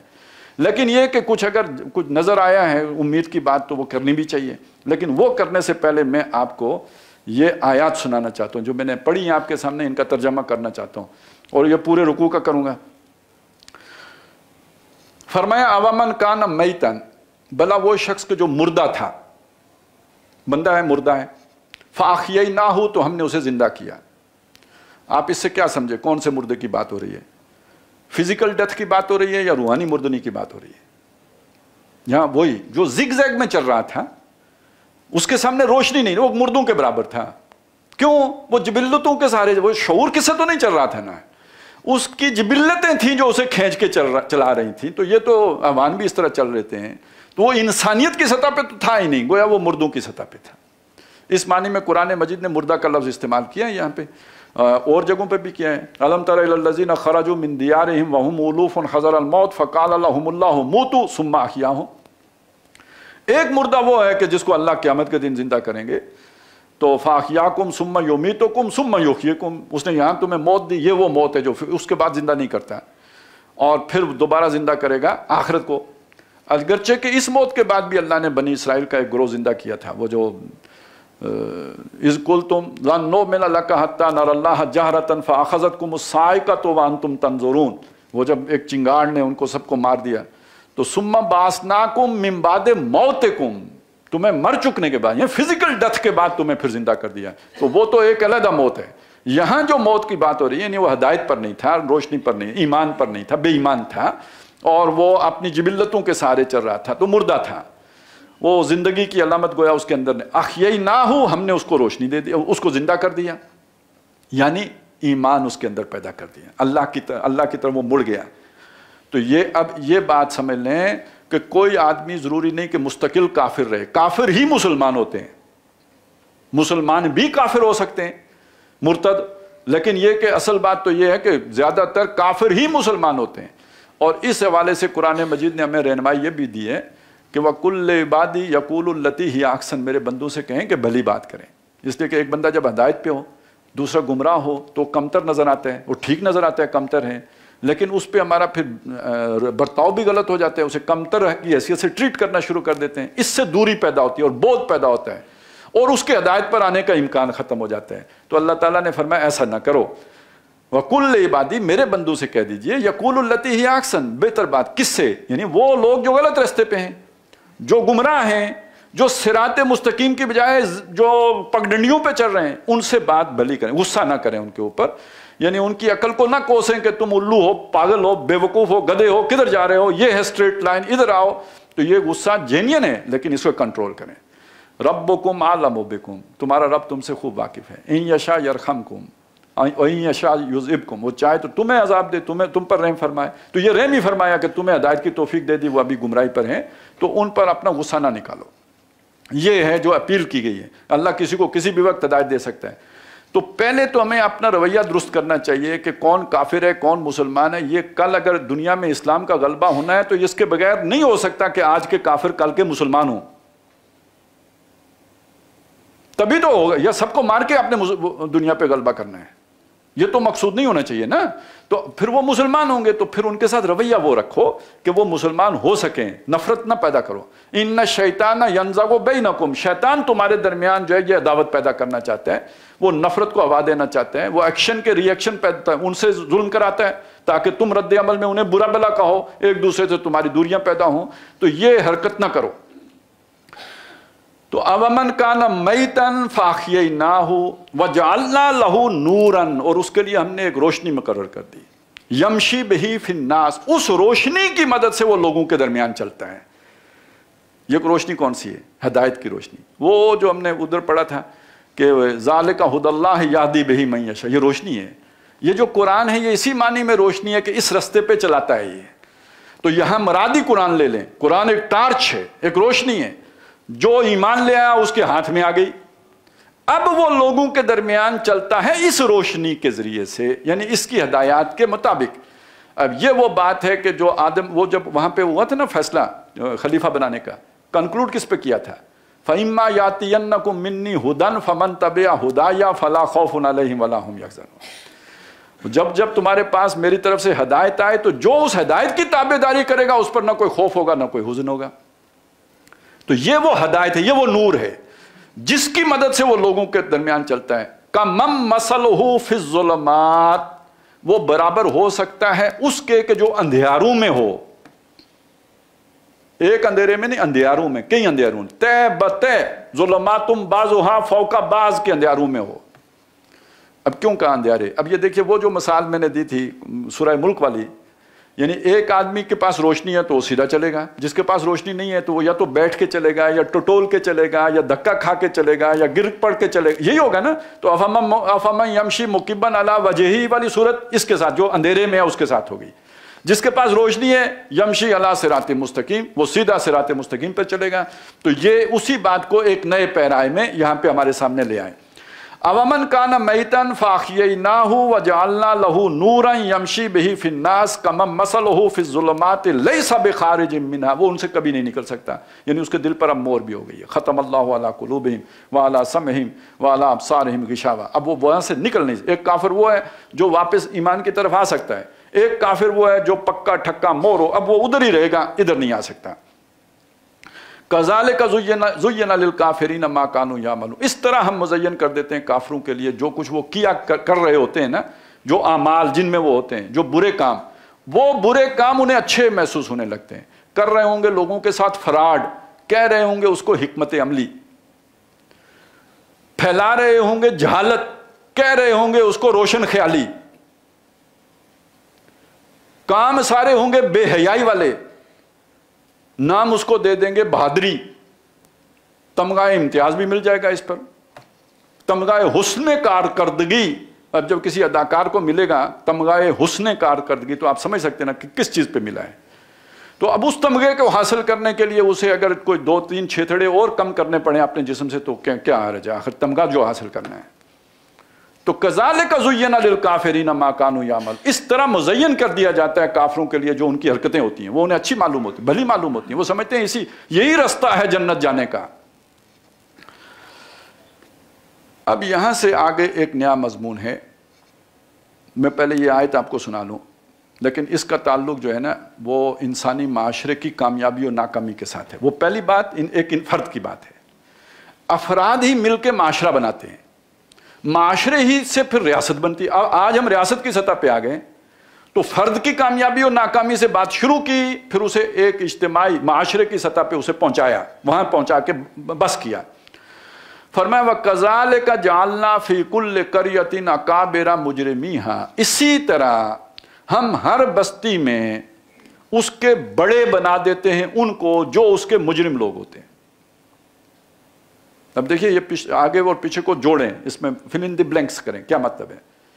مجرم کون لوگ ہیں؟ جو ظلمات میں ہیں، ٹھیک ہے، جو روشنی پر ہیں وہ کون لوگ ہیں؟ وہ مومنین ہیں، ان کے مقابلے میں مجرمین وہ ہیں کہ جو گمراہی پر ہیں، جو ظلمات میں ہیں۔ بلکہ میں وہ بھی آپ کے سامنے رکھ دوں نا کہ اللہ تعالیٰ ایمان والوں کا دوست ہے، اللہ ولی الذین آمنوا، تو کیا کرتا ہے؟ یخرجہم من الظلمات الی النور، والذین کفروا اولیاؤہم الشیطان، جو کافر ہیں ان کے دوست شیاطین ہیں، اولیاؤہم الشیاطین، یخرجونہم من النور الی الظلمات، وہ انہیں روشنی سے نکال کے اندھیروں میں لے کے جاتے ہیں۔ ٹھیک ہو گیا؟ بات سمجھ میں آ گئی نا؟ اب آگے چلیں۔ اب جن کو روشنی سے نکال کے شیطان اندھیاروں میں لے گیا وہ مجرم ہو گئے، ٹھیک ہے۔ اب ان مجرموں کو ایک اچھے معاشرے میں اوپر جانے کا موقع تو نہیں ملنا چاہیے۔ دیکھیں اب ہم اپنے جب اجتماعی شعور کو دیکھیں گے، اس اجتماعی شعور کے مطابق ہمارا فیصلہ کیا ہے؟ کرپشن اچھی بات ہے، چور کو بھگاؤ، ٹھیک ہے نا، چور ہمیں پسند نہیں ہے، کرپٹ ہمیں پسند نہیں ہے، چاپلوس ہمیں پسند نہیں ہے، یس مین ہمیں پسند نہیں ہے۔ یہ ہماری اجتماعی سوچ ہے اور ہم ایسے لوگوں کو سخت ناپسند کرتے ہیں۔ لیکن ہمارے معاشرے میں ترقی کون پاتا ہے؟ آگے بڑھنے کے مواقع کس کے پاس ہیں؟ نہیں، حق پرست کے پاس ہیں، کھرے بندے کے پاس ہیں؟ نہیں، مجرم کے پاس ہے، جو چاپلوسی کر سکتا ہے اس کے پاس ہے، جو کرپشن کر سکتا ہے اس کے پاس ہے، کیونکہ اوپر والے چور کو پتا ہوگا یہ بھی چور ہے، کوئی بات نہیں، ہم بھائی ہیں، یہ خود بھی کھائے گا مجھے بھی کھانے کا موقع دے گا۔ اور یہ بد دماغ آدمی جو زمانے کے تقاضوں سے واقف ہی نہیں ہے، یہ بے وقوف نہ خود کھائے گا نہ مجھے کھانے دے گا، خواہ درخواستیں لکھ کے بیچتا رہے گا، سوشل میڈیا پہ شور مچائے گا، اس کو بھگاؤ، دفع کرو، نکالو، مس فٹ ہے، کھڈے لائن ہے گا جی، مجرم۔ یہ ہمارے معاشرے کا یہ اجتماعی رویہ ہے۔ ہم جب ادھر سے دیکھیں گے یہ نظر آئے گا، سوچ کے اعتبار سے دیکھیں اجتماعی سوچ کچھ ہو رہے ہے، اجتماعی عمل کچھ ہو رہے ہے۔ اب وَكَذَلِكَ جَعَلْنَا فِي كُلِّ قَرْيَةٍ أَكَابِرَ مُجْرِمِيهَا، اب یہ جب مجرم لوگ اکابر بن جاتے ہیں، یعنی سیاہ و سفید کے مالک بن جاتے ہیں، پالیسی میکنگ یہ کرتے ہیں، ڈیسیژن میکنگ یہ کرتے ہیں، تمام اختیارات جب ان کے پاس آ جاتے ہیں تو یہ کیا کرتے ہیں؟ لَيَمْكُرُوا فِيهَا، وہ مکر و فریب کے اور تانے بانے بنتے ہیں، کیونکہ حل میں مزید اور بھی مال بنانا ہے۔ یہ تو مطلب تنخواہ سے کتنا بنا لیا، اپنے محکمے کے بجٹ سے کتنا سمیٹ لیا، ہم نے تو ابھی مطلب امریکہ کو بھی پھانسنا ہے، اس کو ہیلے بہانے سے ادھر لے کے آنا ہے، یار ادھر دہشت گردی ہو رہی ہے، آؤ آپ تھوڑی برساؤ اس کی کیا ڈالروں کی، تو ہم بھی فیض یاب ہوں تم بھی فیض یاب ہو، تو آؤ نہ مل کے سیر کریں کوہ طور کی، آؤ اس کو پھانس کے لائیں گے، اوروں کے لیے ڈورے ڈالیں گے۔ ہم نہیں چاہیں گے کہ وہ کبھی بھی وہاں سے واپس جائے، کیونکہ وہی گن تو وہی برساتا ہے نا، من و سلوا تو وہ لے کے آئے گا۔ تو پھر مکر و فریب کس درجے کا ہوگا کہ جھوٹ کو سچ اور سچ کو جھوٹ بنایا جائے گا، اسلام کو دہشت گردی بنایا جائے گا اور دہشت گردی کو اسلام بنایا جائے گا، اس کے لیے فیسیلیٹیشن ہوگی، اس کے لیے بیانیہ گھڑے جائیں گے، بیانیہ کے لیے افراد تیار کیے جائیں گے۔ وہ ایک ٹی وی اینکر ہیں، بڑے شریف سے ہیں، تو یعنی ہم انہیں شریف ہی سمجھتے ہیں، تو ان کے پچھلے دنوں کے ایف آئی اے نے کوئی ناراض ہوئے نا پرائم منسٹر صاحب، تو ایف آئی اے نے ان کو بھی وہ نوٹس بھیج دیا۔ جب ان کو نوٹس ملا تو وہ اندر سے تو گھبرائے، اوپر سے ریئیکٹ کیا انہوں نے، کہا یار ہم کو نوٹس، یہ ذرا فلانے صاحب سے پوچھیں اور فلانے صاحب سے پوچھیں کہ 2002 کے بعد یہ بیانیہ بنانے میں جو ہے لیڈنگ رول کس کا تھا، تو معلوم ہوا بیانیہ بنا، یعنی یہ جھوٹ سارا جو ہم نے گھڑا ہے تو یہ اس کے امام سجے و کھبے ہم تھے نا۔ تو آپ ہماری عزت کرنے کے بجائے ہمیں آج ایف آئی اے کے سامنے پیش کرو۔ یہ ہے اصل میں جو انہوں نے اپیل کی تھی، وہ یہ تھی کہ ہم نے آپ کے لیے اتنی خدمات سر انجام دی ہیں۔ تو اب مطلب کیا ہے؟ یہ سارا جھوٹ پھیلانے میں کون آگے ہوگا؟ کس کی ضرورت ہوگی؟ جب مجرم آ کے اوپر بیٹھ جائیں گے تو وہ پھر مجرم یہ حرکتیں کریں گے، ہر طرف جھوٹ پھیلائیں گے، لِيَمْكُرُوا فِيهَا، تاکہ خوب مکر و فریب کے بازار گرم کریں۔ اب تھوڑا ذرا اسی مکر و فریب میں ایک بات کو سمجھ لیں۔ قطر میں فٹ بال ہو رہا ہے، پاکستان میں کرکٹ ہو رہی ہے۔ یہ کرکٹ کا یا سپورٹس کا یا یہ جو فلم انڈسٹری ہے، اس کا کیا تعلق ہے اس مکر و فریب کے ساتھ؟ یہ بہت گہرا تعلق ہے۔ یہ بات اب آپ کو نہیں اچھی لگے گی میری، لیکن یہ بات میں آپ کو سنانا چاہتا ہوں، بے شک آپ کو اچھی نہ لگے۔ مکے میں یہ مکر و فریب کون کرتا تھا؟ مکے کے سردار کرتے تھے، وہاں بھی ایک پوری ٹیم تھی جو یہ مکر و فریب کرتی تھی۔ ان کی کوئی سینٹرل کمانڈ تو نہیں تھی، لیکن یہ کہ بہرحال اپنے اپنے طور پر سب لگے ہوئے تھے۔ ولید بن مغیرہ کا مکر و فریب کیا تھا؟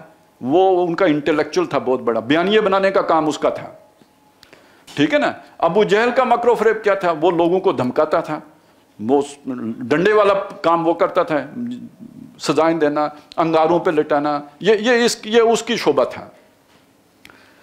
ایک شخص ہے وہاں، نضر بن حارث، وہ میٹھی چھری تھی۔ اس نے کیا کیا تھا؟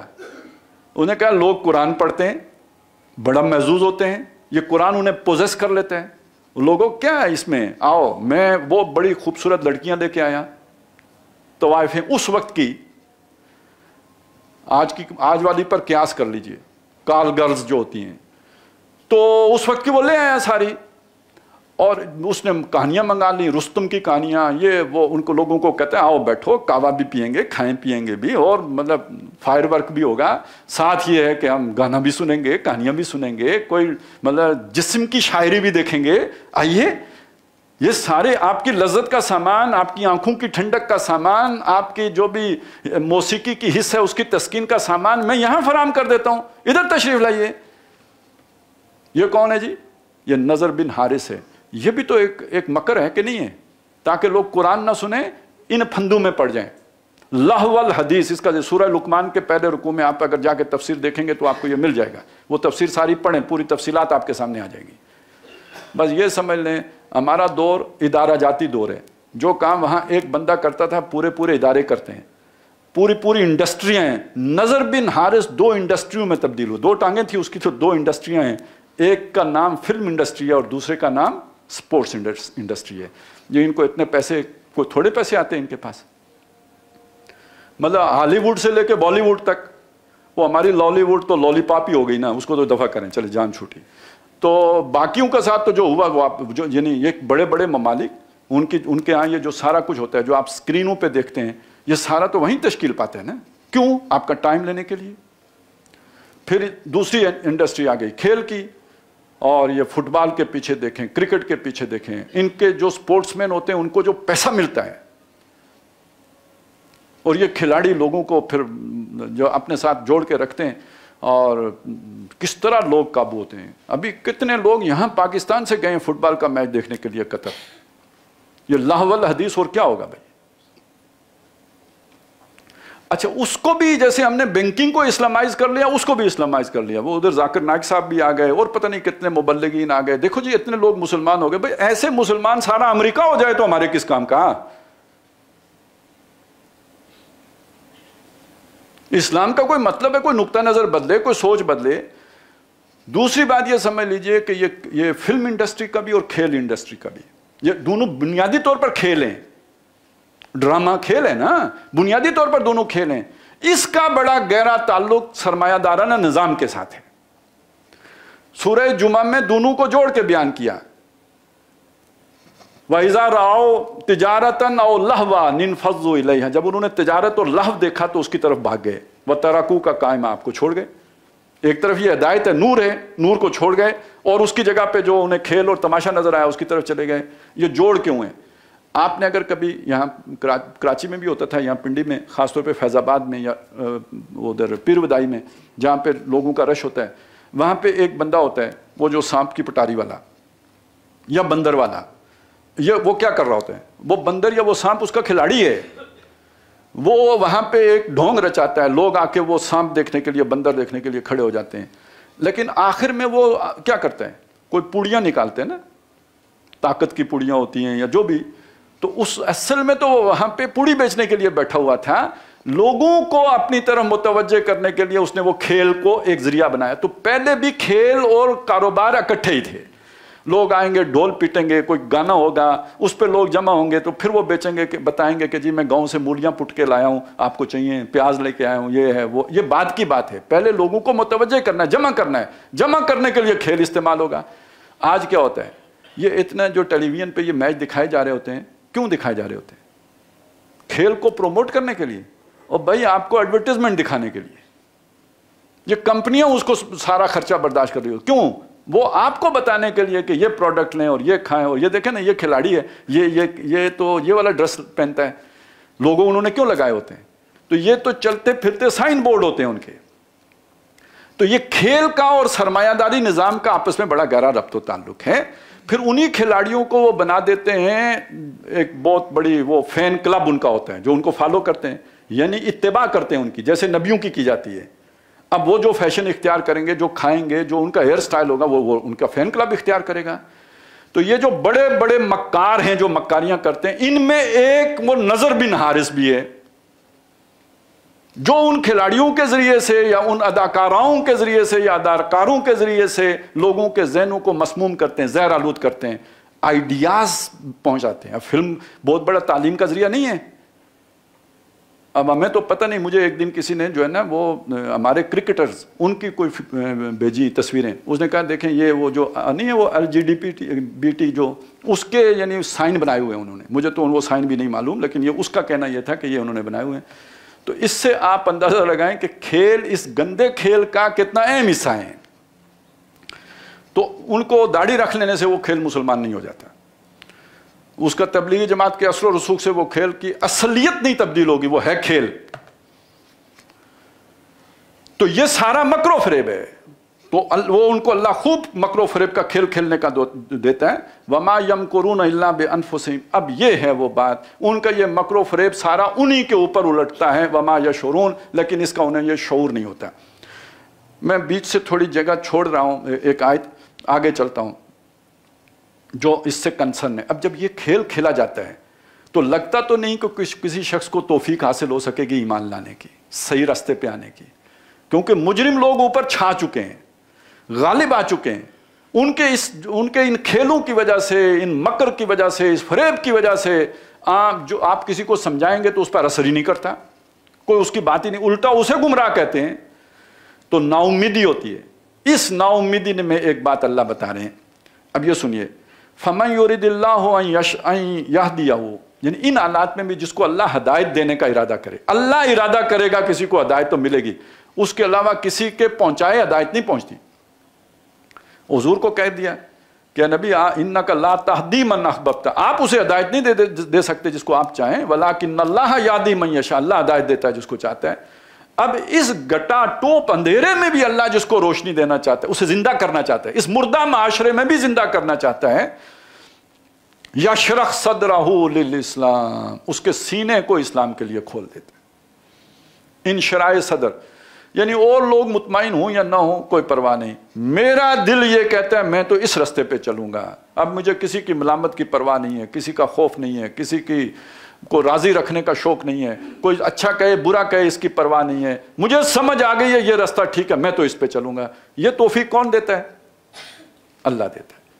اگلی بات سنیے، وَمَنْ يُرِدْ أَنْ يُضِلَّهُ، جس کو اللہ گمراہ کرنا چاہے، اللہ ارادہ کرے کہ وہ اسے گمراہ کر دے، يَجْعَلْ صَدْرَهُ ضَيِّقًا حَرَجًا كَأَنَّمَا يَصَّعَّدُ فِي السَّمَاءِ، اس کے سینے کو اللہ تنگ کر دیتا ہے، ایسا گھٹن ہوتی ہے اسے اسلام پر چلتے ہوئے جیسے کہ آسمان کی چڑھائی چڑھتے ہوئے کسی کا سانس پھولے، اتنا مشکل معلوم ہوتا ہے اسے۔ اب وہ روزہ بھی بعض اوقات جب 30 نظر آتے ہیں بندہ کہتا ہے کیسے رکھوں گا، وہ 30 دنوں کے بعد معلوم ہوتا ہے کوئی اتنا خاص بات نہیں تھی، لیکن کئی لوگ ہیں نا وہ نہیں رکھ سکتے، انہیں بہت بھاری معلوم ہوتا ہے۔ یجعل صدرہ ضیقا حرجا کانما یصعد فی السماء، لہذا ہم ایک ایسے ماحول میں ضرور ہیں کہ جس میں صحیح اسلام کی بات کرنا اس کے لیے کوئی اپریسیشن نہیں ہے، وہ لوگوں کو پسند نہیں آتی ہے، لوگوں کو راس نہیں آتی ہے، لوگ اسے قبول نہیں کرتے ہیں، کیوں؟ انہیں اس پر چلنا کانما یصعد فی السماء معلوم ہوتا ہے۔ اور یہ جو بڑے بڑے اوپر بیٹھے ہوئے ہیں، ان کو کہیں جی سود ختم کر دیں تو ان کو کیا لگتا ہے؟ آئسولیشن میں چلے جائیں گے، یعنی دنیا میں تناؤ ہو جائیں گے۔ انہیں کہیں یہ کر دیں، انہیں یہی لگتا ہے، انہیں کوئی شے سیدھی نہیں لگتی۔ یہاں تک کہ 2001 میں جو یو ٹرن لیا پرویز مشرف نے، اس کے بعد یعنی یہ وہ بہت واضح طور پر ہم شیطانوں کے دوست بن گئے۔ ایک اکابر ہمارے تھے، ایک اکابر دنیا کے بھی ہے نا، بش بھی تو کبیر تھا، وہ دنیا کے لیول کا گلوبل ولیج کا چودھری تھا، اس کے اور بھی فرانس والا بھی ہے اور جرمنی والا بھی ہے اور یہ پورا ویسٹ ہے۔ یہ سارے اکابر جو ہیں، ان میں سے اکثر و تو بیشتر وہ ہیں کہ جو باقاعدہ شیطان کی عبادت کرتے ہیں، باقاعدہ شیطانی کلب ہیں جہاں پہ جا کے وہ پہلے سند حاصل کرتے ہیں شیطان کی عبادت کی، اس کے بعد انہیں جا کے تو کوئی اقتدار ملتا ہے۔ ہمارے والے صاحب کو بھی جا کے درگاہ پہ سجدہ کرنے کے بعد جو ہے نا پرائم منسٹرشپ ملی تھی، تو یہ تو ان کے نارمز ہیں تاکہ ثابت ہو کہ یہ ہمارے بندے ہیں، یہ کسی اور کے بندے نہیں ہیں، یہ اللہ والے نہیں ہیں۔ کوئی دھوکہ نہ کھائے، جس نے کھانا ہے بے شک کھائے، لیکن ہم دکھا دیتے ہیں کہ یہ ہمارے والے ہیں۔ تو وہ جو اکابر تھے، ان اکابر کے ساتھ یہ مشرف جڑ گیا، اور اس کے بعد سفر کیا شروع ہوگا؟ یخرجونہم من النور الی الظلمات والا شروع ہوا نا۔ آپ نے ہر روشنی کو مٹانے کی کوشش کی اور اس کی جگہ اندھیرے لے کے آئے۔ ہمارے نصاب تعلیم میں کیا کیا تبدیلیاں ہوئیں، ہمارے نظریہ پاکستان کی جڑیں کھودی گئیں، ہم پاکستان کا اسلامی تشخص ختم کرنے کی کوششیں ہوئیں، آئین پاکستان کے اندر تبدیلیوں کی باتیں ہوئیں۔ یہ صدارتی نظام کی بات بھی اسی لیے تھی کیونکہ اس آئین کے اندر پارلیمانی نظام پاوست ہے، جیسے بچڑا پلا دیا گیا تھا نا، محبت بنی، اس طرح پلایا ہوا ہے اس کے اندر، وہ اسے آپ علیحدہ کر ہی نہیں سکتے۔ آپ اگر صدارتی نظام لے کے آنا چاہتے ہیں تو نیا آئین لکھنا پڑے گا۔ اب آپ سوچیں اگر یہ نیا آئین لکھتے تو اس میں ختم نبوت والی دفعہ شامل کرتے، اب آپ سوچیں یہ نیا آئین لکھتے تو توہین رسالت والی قانون شامل ہوتا اس میں، یہ جو اسلامی نظریاتی کونسل والا شامل ہوتا، وفاقی شرعی عدالت والا شامل ہوتا۔ یہ تو بھلے وقتوں کی باتیں ہیں جب یہ سب چلے، لوگوں کو مطمئن کرنے کے لیے یہ ہو گیا، پر ہو گیا۔ آج کی دنیا میں یہ بھی قبول نہیں ہے۔ یہ جو یو ٹرن ہے تو اس میں ڈی اسلامائزیشن بھی شامل ہے نا، تو ڈی اسلامائزیشن کس شے کا نام ہے؟ یعنی آئین میں جو اسلامائزیشن ہوئی ہے اس کو واپس، اس کا بھی یو ٹرن لو، یہ پروگرام تھا۔ تو جب وہ ان سے مل گئے تو پھر یہ نور سے نکل کر اندھیاروں میں جانے کا پروگرام ہوا۔ فرمایا یہ جو دل تنگ ہو جاتا ہے نا اسلام سے، یہ کیا ہے؟ کذالک یجعل اللہ الرجس علی الذین لا یؤمنون، جو لوگ آخرت پر ایمان نہیں رکھتے، یا میں نے جان بوجھ کے لا یؤمنون کا ترجمہ آخرت کیا ہے، وہ ایک علیحدہ تفصیل ہے لیکن میں نے کر دیا۔ جو آخرت پر یقین نہیں رکھتے ان کے دلوں پر اللہ گندگی ڈال دیتا ہے، ان کو ہدایت کی توفیق نہیں دیتا۔ وہ بے شک اللہ کو مانتے ہوں، دنیا کو ترجیح دیتے ہیں، اللہ کو ماننے کے باوجود اللہ گمراہ کرتا ہے۔ علماء بنی اسرائیل اللہ کو مانتے تھے لیکن ترجیح دنیا کو دیتے تھے، تو پھر اللہ کی آیتیں بھی دنیا کے لیے بیچ کھاتے تھے اور سمجھتے تھے کہ اللہ معاف کر دے گا، تو اللہ کا انکار تو نہیں ہے۔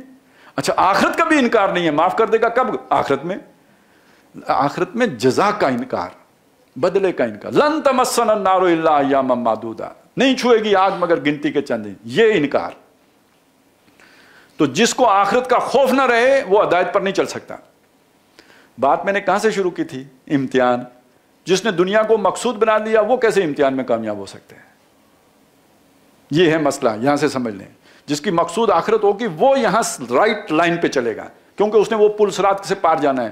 جس کی مقصود دنیا ہو گئی اس کا تو آگے جانے کا دل ہی نہیں کرتا، اسے تو وہ لگتا ہے آسمان پر چڑھنا، وہ تو ادھر ہی گھومنا پسند کرے گا، سرایتی میں یہیں پہ رہوں۔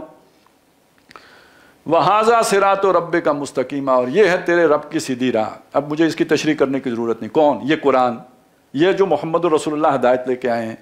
قَدْ فَصَّلْنَا الْآيَاتِ لِقَوْمٍ يَذَّكَّرُونَ، جو نصیحت پکڑنے والے ہیں نا، ان کے لیے ہم نے اپنی باتیں تفصیل سے بیان کر دی ہیں، کوئی ابہام نہیں، ان کو کوئی کنفیوژن نہیں ہے، ان کے سامنے روشنی ہے، اسٹریٹ لائن میں چلتے ہیں۔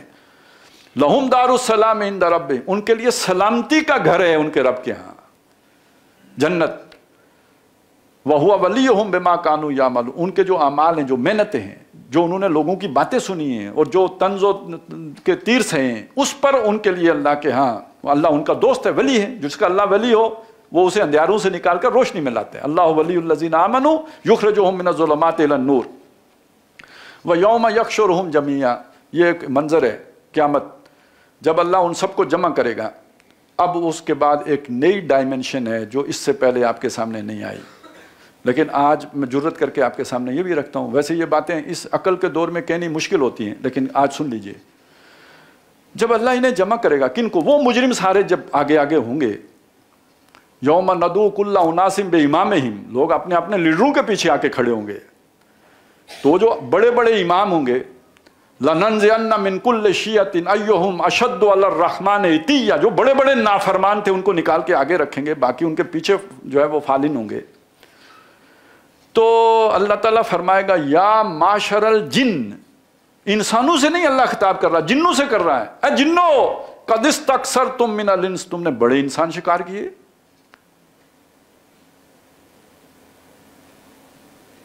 وقال اولیاؤہم من الانس، ان کے جو دوست ہوں گے انسانوں میں سے، وہ کہیں گے ربنا استمتع بعضنا ببعض، اے ہمارے رب ہم نے ایک دوسرے سے فائدہ اٹھایا ہے۔ وَبَلَغْنَا، اور ہم پہنچ گئے، اَجَلَنَا الَّذِي أَجَّلْتَ لَنَا، اس اجل کو جو تو نے ہمارے لیے مقرر کی تھی، یعنی موت تک پہنچ گئے، ہم ایک دوسرے سے فائدہ اٹھاتے رہے۔ اب یہ ذرا سوچنے کی بات ہے، یار یہ جن بیچ سے کدھر آ گئے؟ اکابر مجرم تو یہ لوگ تھے جو ہمیں نظر آتے ہیں، تو یہ جنوں کا ان کے ساتھ کیا سلسلہ ہے؟ ویسے تو آپ ان سے پوچھیں تو ہو سکتا ہے وہ جنوں کو مانتے ہی نہ ہو، لیکن یہ راز بھی اللہ تعالیٰ نے ہمارے ہی ملک میں کھولا ہے، اب مجھ سے مزید کھلوائیں گے۔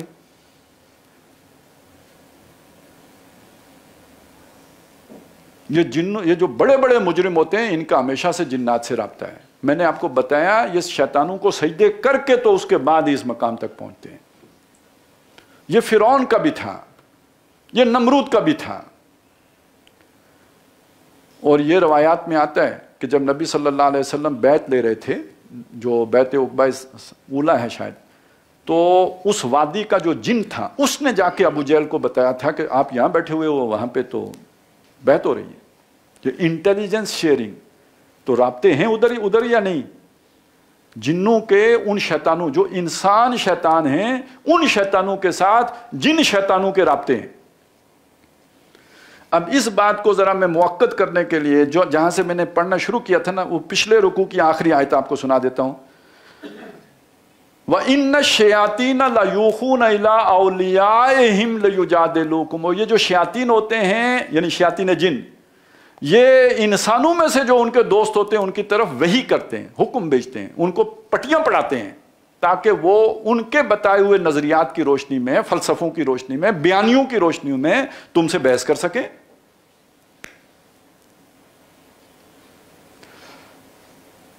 اس سے پیچھے یہ جو رکوع پارہ شروع ہو رہا ہے، 8واں پارہ، اس کی دوسری آیت ہے، وَكَذَلِكَ جَعَلْنَا لِكُلِّ نَبِيٍّ عَدُوًّا، ہم نے ہر نبی کے دشمن بنائے۔ نبی کا دشمن کون ہوگا؟ اکابر مجرم دشمن ہوں گے نا، ابو جہل دشمن، ابو لہب دشمن، ولید بن مغیرہ دشمن، نضر بن حارث دشمن، موسیٰ علیہ السلام کا دشمن فرعون، ابراہیم علیہ السلام کا دشمن نمرود، عیسیٰ علیہ السلام کا دشمن نہیں پتا، علماء یہود۔ عیسیٰ علیہ السلام کا دشمن علماء یہود، جو ظاہراً میں متقی لوگ ہوں گے، اندر سے حضرت عیسیٰ علیہ السلام کے دشمن ہیں۔ یہ جو نبیوں کے دشمن ہیں، کذالک جعلنا لکل نبی عدوا، یہ دشمن صرف انسانی نہیں ہے، عدوا شیاطین الانس والجن، دونوں ہیں، جن بھی ہیں اور انسان بھی ہیں۔ اور صرف دشمن ہی نہیں ہے، یوحی بعضهم الی بعض زخرف القول غرورا، ایک دوسرے کی طرف ملمہ کی ہوئی جھوٹی باتیں، غرور دھوکے کی باتیں وہی کرتے ہیں، ظلمات والی باتیں وہی کرتے ہیں۔ اب آپ سوچئے انسان جن کو وہی کر سکتے ہیں، ایک دوسرے کو کرتے ہیں، تو اب وہ کون ہیں؟ دونوں طرف سے ہوتی ہے؟ نہیں، یہ ان کی طرف، جنوں کی طرف سے ہوتی ہے۔ تو اب جو ایک روحانی نظام بنا، کہتے ہیں نا اسپرچولیزم، روحانیت، اور بھائی ایک روحانیت وہ ہے جو اللہ کی طرف سے آئی ہے کتاب کی صورت میں، جو نبی کے پاس آئی ہے۔ ایک روحانیت ادھر شیطان کی طرف سے بھی آ رہی ہے، اس کو لوگ نہیں جانتے، ہم روحانیت کو مکس کر دیتے ہیں، وہ شیطانی روحانیت کو بھی سمجھتے ہیں کہ یہ بھی روحانیت ہے۔ اب میں یہاں بیٹھا ہوں، فرض کریں باہر میری گاڑی کو چوری کر رہا ہو، میرا کوئی دوست ہو شیطان، وہ آ کے بتا دے بھائی وہ گاڑی جاؤ دیکھو، میں اٹھ کے دوڑوں جا کے گاڑی آپ کے لیے تو میں پیر بن جاؤں گا کہ ادھر بیٹھا ہوا تھا اور مجھے خبر ہو گئی کہ میری گاڑی کو لے کے جا رہے ہیں، آپ کو کیا پتا، مجھے شیطان نے بتایا۔ سمجھ آ گئی میری بات کی؟ تو یہ بادشاہوں کا نظام، یہ یعنی ایجنسیاں تو اب بنی ہیں نا، خفیہ ایجنسیاں۔ آخر پہلے بادشاہ کیسے یہ اپنا نظام حکومت چلاتے تھے؟ انٹیلیجنس کی ضرورت ہوتی تھی انہیں یا نہیں ہوتی تھی؟ کون کرتا تھا ان کے لیے انٹیلیجنس؟ یہ جو بادشاہوں کا کلام ہوتا تھا، یہ کلاموں کا بادشاہ کیوں ہوتا تھا؟ اس کے پیچھے ہی کوئی شیطان بیٹھا ہوتا تھا، یہ ان کی طرف سے وہی آتی تھی۔ اگر ادھر قرآن آتا ہے تو ادھر بھی تو کچھ آتا ہے، یہ ہم بالکل بھولے بیٹھے ہیں، یہ جوڑ ہے۔ اب اس میں ہائر پوزیشن پہ کون ہے، انسان یا جن؟ جن، کیونکہ اس کی طرف سے یہ سلسلہ چل رہا ہے۔ اس لیے اصل مجرم وہ تھا، تو اللہ تعالیٰ نے اس سے ان جنوں سے کہا کہ تم نے بہت انسان شکار کر لیے۔ اچھا، یہ جو انسان شکار ہو رہے تھے یہ کیا سمجھتے تھے؟ ہم ان جنوں سے اپنا کام لے رہے ہیں، یہی نہیں کہتے؟ یعنی ہر انسان جو جنوں سے کام لیتا ہے وہ کیا کہتا ہے؟ میں نے جن قابو کیا ہوا ہے۔ یار یعنی یہ بالکل ایسی بات ہے جیسے ہم کہیں کہ ہم نے امریکہ قابو کیا ہوا ہے۔ بھئی امریکہ ہمارے قابو کیسے آئے گا؟ لیکن ہم کہتے ہیں کہ ہم نے امریکہ قابو کیا ہوا ہے۔ تو اسی طرح ایک بندہ انسان اٹھ کے کہے میں نے جن قابو کیا ہوا ہے، یہ الٹی بات ہے۔ اس جن نے اصل میں اس کو قابو کیا ہوا ہوتا ہے، اور اس کا ثبوت یہ ہے کہ اللہ تعالیٰ انسانوں سے نہیں کہیں گے، اللہ جنوں سے کہیں گے کہ تم نے بہت انسانوں کو شکار کیا ہے۔ قد استکثرتم من الانس۔ اچھا، یہ اللہ کی اس بات کی چوٹ کس پر پڑے گی؟ کس کا بیانیہ غلط ثابت ہوگا؟ وہ جو ہمارے سامنے روحانی بزرگ بن کے بیٹھے ہوئے تھے، میں بڑا پہنچا ہوا ہوں، مجھے یہ بھی پتہ لگ جاتا ہے 5 دسمبر تک یہ حکومت جا رہی ہے، وہ ابھی پیر پنجر صاحب کی پیشن گوئی غلط ہو گئی، ٹھیک ہے؟ تو اب یہ جو اس طرح بن کے بیٹھے ہوئے ہیں، وہ تو یہ بتا رہے ہیں نا میں نے جن قابو کیا ہوا ہے۔ تو جب اللہ نے جنوں سے کہا کہ تم نے ان کو شکار کیا ہوا تھا، ان کا بیانیہ غلط ہو گیا، لہٰذا وہ فوراً بولیں گے ربنا استمتع بعضنا ببعض۔ اللہ نہیں، یعنی تردید کر رہے ہیں، اصل میں ہم نے ایک دوسرے کو استعمال کیا اور ہم مر گئے، تیرے پاس آ گئے، یہاں پہنچ گئے۔ اب اللہ تعالیٰ فرمائے گا، کوئی جواب نہیں دے گا، انہیں کوئی ٹوکے گا نہیں، یہ بیزاری ہے، ناراضگی، انتہائی درجے کی ناراضگی، آرڈر پاس کرے گا۔ وَقَالَ النَّارُ مَثْوَاكُمْ، اللہ فرمائے گا تمہارا ٹھکانہ آ گئے، خالدین فیہا، ہمیشہ اس میں رہو گے، الا ما شاء اللہ، جب تک کہ اللہ تعالیٰ چاہے گا۔ ان ربک حکیم علیم، بے شک تیرا رب حکمت والا بھی ہے، علم والا بھی ہے۔ اس کا تعلق اس سے کہ یہ اللہ نے اتنا کھلا کھیل کھیلنے کا موقع کیوں دیا؟ یہ اس کی حکمت کا تقاضا ہے، اس کے علم کا تقاضا ہے۔ اسی سے تو انسان میچیور ہوگا، یہ سادہ ہے، اس کو برائی آتی نہیں ہے۔ جب تک یہ برے راستے سے نہیں واقف ہوگا، نیکی کی قدر نہیں آئے گی۔ یہ شیاطین یہ برے جال بناتے ہیں، اس سے اس کی پختگی میں اضافہ ہوتا ہے، اس کی سوچ آگے بڑھتی ہے، اس کا ویژن کلیئر ہوتا ہے، یہ اس سے سیکھتا ہے۔ ہر فتنے سے جب انسان نکلتا ہے تو اس کا علم پہلے سے بہتر پوزیشن پہ چلا جاتا ہے۔ ہم ڈگریاں جا کے جناب میونک سے حاصل کرو، آکسفورڈ سے حاصل کرو، فلانی جگہ سے حاصل کرو، اللہ نے بھی ہمیں ایک ایجوکیشن پروسیس میں رکھا ہوا ہے کہ یہ شیطان اپنے جال پھیلاتے ہیں، اس سے سیکھو۔ وَكَذَلِكَ نُفَصِّلُ الْآيَاتِ وَلِتَسْتَبِينَ سَبِيلُ الْمُجْرِمِينَ، ہم اس طرح اپنی آیتیں کھول کے بیان کرتے ہیں تاکہ تم واقف ہو جاؤ مجرموں کے طریقے سے۔ تو صرف آپ نے ہدایت کا رستہ ہی نہیں سیکھنا ہوتا، آپ نے گمراہی کے رستے بھی سیکھنے ہیں، اس لیے کہ ان سے بچنا ہے، وہ اس لیے سیکھنے ہیں کہ ان سے بچنا ہے۔ اور اگر وہ سیکھے ہوئے نہیں ہوں گے تو بے جانے بوجھے کہیں اس پہ قدم چل پڑیں گے. یہ ہے، یہ اللہ کی حکمت ہے، اس کا علم ہے. آخری آیت آ گئی، وَكَذَلِكَ نُوَلِّي بَعْضَ الظَّالِمِينَ بَعْضًا، اس طرح ہم بعض ظالموں کو بعض ظالموں کا دوست بنا دیتے ہیں. اب یہاں پہ میں ایک خطرناک بات کہنا چاہتا ہوں. اب ٹائم کافی ہو گیا تو مختصر ہی کہتا ہوں، تو ڈائریکٹ کرنی پڑے گی. بعد ذرا وقت ہو تو آدمی ذرا گول مول کر کے بھی کہہ لیتا ہے، ملفوف، لیکن اب مجھے ڈائریکٹ کرنی پڑے گی نا. اس اجتماعی عوامی شعور کی وجہ سے کوئی ادارہ بحیثیت مجموعی شیطان پارٹی نہیں ہوتا. ہر جگہ ہر ادارے میں شیطان پارٹی کا ایک عنصر ہوتا ہے جو آپس میں لنکڈ ہوتے ہیں اور یہ مینوپولیٹ کرتے ہیں، ان کی باقیوں کی سادگی کا فائدہ اٹھاتے ہیں. وہ 6 جو ہیں ان 20 کے اوپر غالب رہتے ہیں، اپنی ان چالاکیوں، مکاریوں، شیطانیوں، روحانیت، وہ جو مرغیاں جن کو کھلاتے ہیں ان کی وجہ سے تعویذ، گنڈے، سارا کچھ چلتا ہے نا، مت مار دینی. تو وہ 20 سادہ لوگ کے اوپر وہ 6 مکار، مجرم، اکابر وہ غالب رہتے ہیں. ہوتے تو 6 ہی ہیں، تھوڑے. وہ آپس میں بھی جڑ جاتے ہیں اسی مکاری کی وجہ سے، لیکن یہ کہ وہ صرف ایک ادارے میں تو نہیں ہوتے نا، باقی اداروں میں بھی ہوتے ہیں. ٹھیک ہے. اب یہ بالکل علیحدہ ادارہ ہے، یہ بالکل علیحدہ ادارہ ہے، یہ علیحدہ قوم ہے، وہ علیحدہ قوم ہے، لیکن ان کی بھی دوستیاں کرا دے. کذالک نولی بعض الظالمین بعضا. اب یہ وہ اصول رہے میرا، الخبیثات للخبیثین والخبیثون للخبیثات. تو گندوں کے ساتھ گندے جوڑ دیتے ہیں. وَكَذَلِكَ نُوَلِّي بَعْضَ الظَّالِمِينَ بَعْضًا. اب یہ جو سارے جڑ کے ایک ہو جاتے ہیں، یہ وہ ڈیپ سٹیٹ بن جاتی ہے، مجرموں کی پارٹی، مجرموں کا نیٹ ورک کہیں آپ.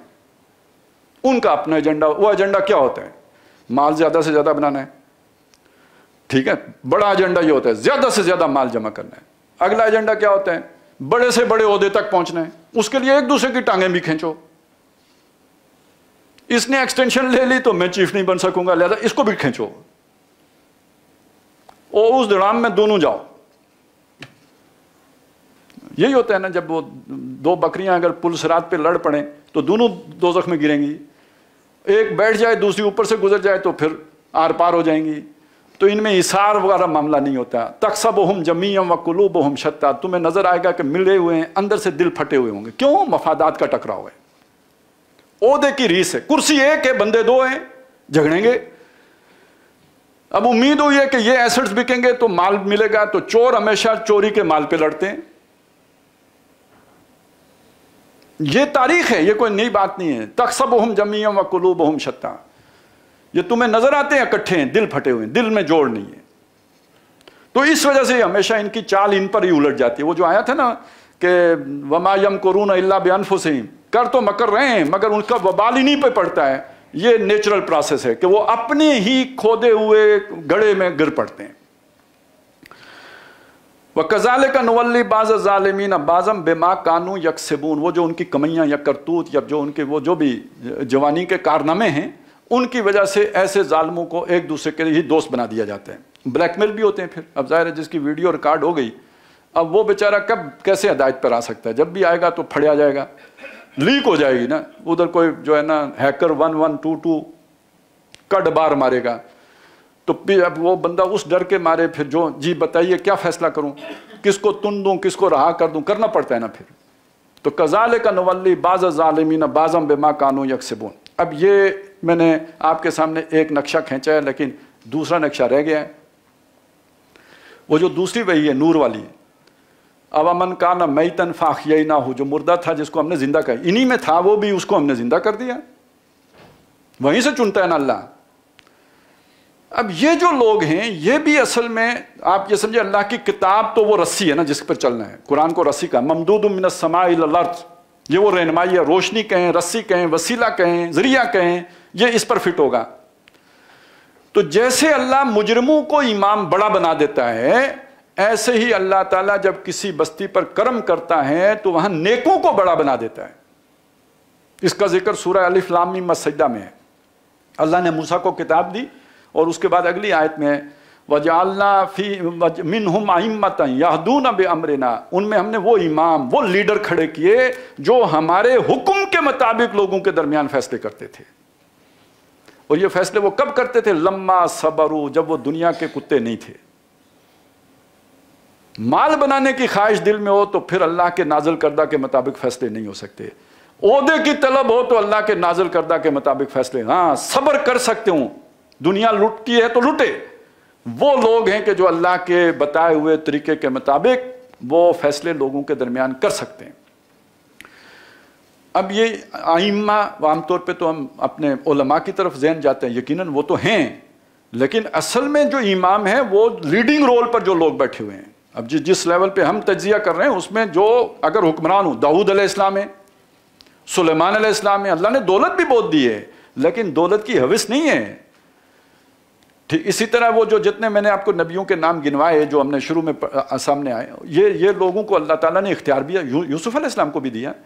یہ دنیا دار لوگ نہیں تھے، انہوں نے لوگوں کے درمیان عدل بانٹا ہے، انصاف کیا، اللہ کے حکم کے مطابق فیصلے کیے، ظلم نہیں کیا ہے. تو گویا یہ افراد ہوتے ہیں کہ جن کو جب اللہ تعالیٰ امامت دیتا ہے، منصب دیتا ہے، عہدہ دیتا ہے، بڑا دیتا ہے تو وہ قوموں کی تقدیر کا فیصلہ کرتے ہیں. اگر نیک لوگ اوپر ہوں گے تو وہ نیکی نیچے تک بھی جائے گی، اور اگر برے لوگ اوپر ہوں گے تو وہ برائی نیچے تک بھی آئے. ہمارے ایک وہ واعظ ہیں، انہوں نے کہیں کہا نا کہ اگر وہ اس معاشرے کو کیسے ٹھیک کیا جا سکتا ہے، یہاں تو وہ ریڑھی والا بھی چور ہے. تو وہ تو اس لیے کہہ رہے تھے کہ پرائم منسٹر نے چوری کی تو کیا فرق پڑا، ریڑھی والا بھی چور ہے. تو بہرحال پرائم منسٹر اگر چوری کرے تو وہ تو قانون کا مسئلہ ہے کہ گویا قانون پہ عمل درآمد نہیں ہو، بڑوں کے لیے قانون نہیں ہے. لیکن ریڑھی والا چوری کرے نا تو یہ مسجد کے مولوی صاحب کا مسئلہ ہے کہ وہ لوگوں کو صحیح باتیں نہیں بتاتے. انہوں نے اصلاح نہیں کی ہے، انہوں نے لوگوں کی جو اصلاح کرنی تھی وہ نہیں کی ہے، انہوں نے اپنی ذمہ داری پوری نہیں کی ہے، انہوں نے اپنا رزق حلال نہیں کیا ہے، جس منصب پر اللہ نے بٹھایا تھا اس منصب کا تقاضا پورا نہیں کیا، اس لیے ریڑھی والا چور ہے. نہیں تو ریڑھی والا جو ہے وہ نیک ہو سکتا تھا، کیونکہ وہ تو آپ کے قابو میں تھا، اس کو تو آپ سمجھا سکتے تھے. تو بہرحال یہ دوسرا رخ ہے جس میں اللہ تعالیٰ جب کسی قوم پر احسان کرتا ہے تو اس کے ائمہ ان لوگوں کو بنا دیتا ہے جو اللہ کے نازل کردہ کے مطابق فیصلے کرتے ہیں، لوگوں کو اس کے مطابق چلاتے ہیں. اس روشنی میں اب آپ بات سمجھ لیجئے کہ جب کسی بستی میں اس طرح کے ائمہ بالکل ختم ہو جائیں، وہ بستی ناپید ہو یا بہت تھوڑے رہ جائیں اور غلبہ ان کو ہو جائے کہ جو اکابر مجرمین ہیں، تو پھر اللہ اس بستی کو ہلاک بھی کر دے، ختم بھی کر دیتے ہیں.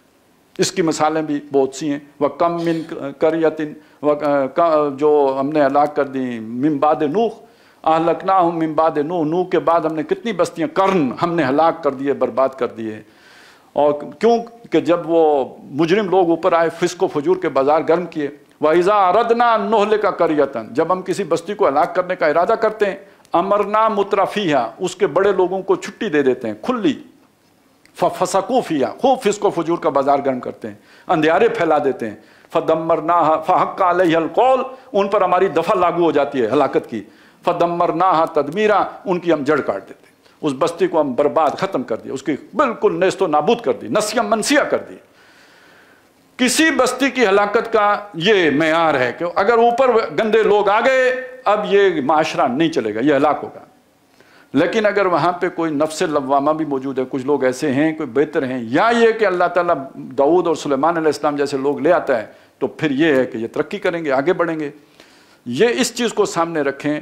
اور قرآن مجید کا جو عروج و زوال کا جو فلسفہ ہے اس کی یہ علامت ہے بہت بڑی کہ آپ کے اکابر کون لوگ ہیں. مجرم لوگ ہیں تو پھر تباہی بربادی آپ کا مقدر ہے، اور اگر حلالی لوگ ہیں تو پھر آپ کو ترقی سے روک کوئی نہیں سکتا.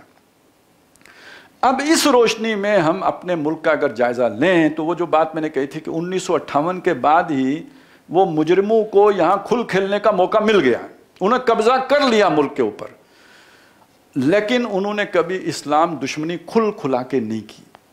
کیوں؟ وہ عوامی شعور سے ڈرتے تھے.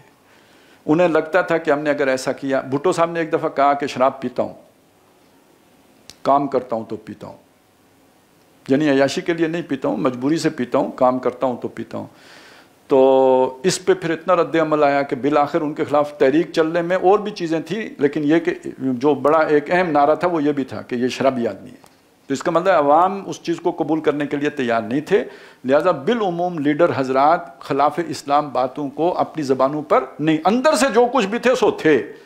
وہ برطانیہ میں جا کے کیا کرتے تھے وہ ایک علیحدہ بات ہے، یہاں دوپٹہ لے کے آتے تھے، یہ ایک معاملہ چلتا رہا تاکہ 9/11 کے بعد پرویز مشرف صاحب نے یو ٹرن لے لیا. اب اس یو ٹرن کے بعد ہم نے یعنی انہی اکابر نے جو پہلے اسلام کی مخالفت چھپ کے کرتے تھے، خفیہ ایجنڈا رکھتے تھے، انہوں نے اب وہ بات کھلا کے کرنا شروع کر دی.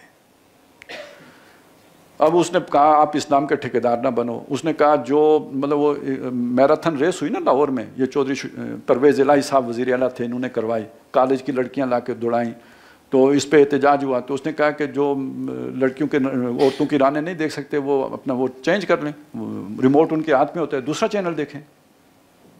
پھر یہ بات بھی ہوئی کہ بھائی وہ اس ملک میں نہ رہیں، یعنی ہم تو یہاں پہ یہ گن لے کے آئیں گے.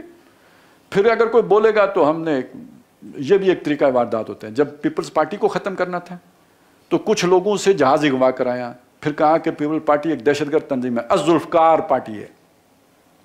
وہ کوئی 4 8 10 20 لوگ ہوں گے بھی، لیکن وہ اس کے نتیجے میں پھر تمام سیاسی کارکن پکڑ کے مارو کوڑے. کیوں؟ یہ دہشت گرد ہیں. یہ کہانی جنہوں نے دیکھی ہے ان کو پتا ہے کہ الذوالفقار کا نام ہے، چسپاں کرو ہر آدمی پر اور اسے لٹا دو، کوڑے مارو. اسی طرح کی دہشت گردی ہوئی بھی تھے بھی، لیکن اس دہشت گردی ہر جس آدمی نے بھی کھری بات کی پکڑو دہشت گرد ہے اور گم کر دو. 5 سال نہیں ملتا، 7 سال نہیں ملتا، ٹھیک ہے، یہ ظلم بھی کرو.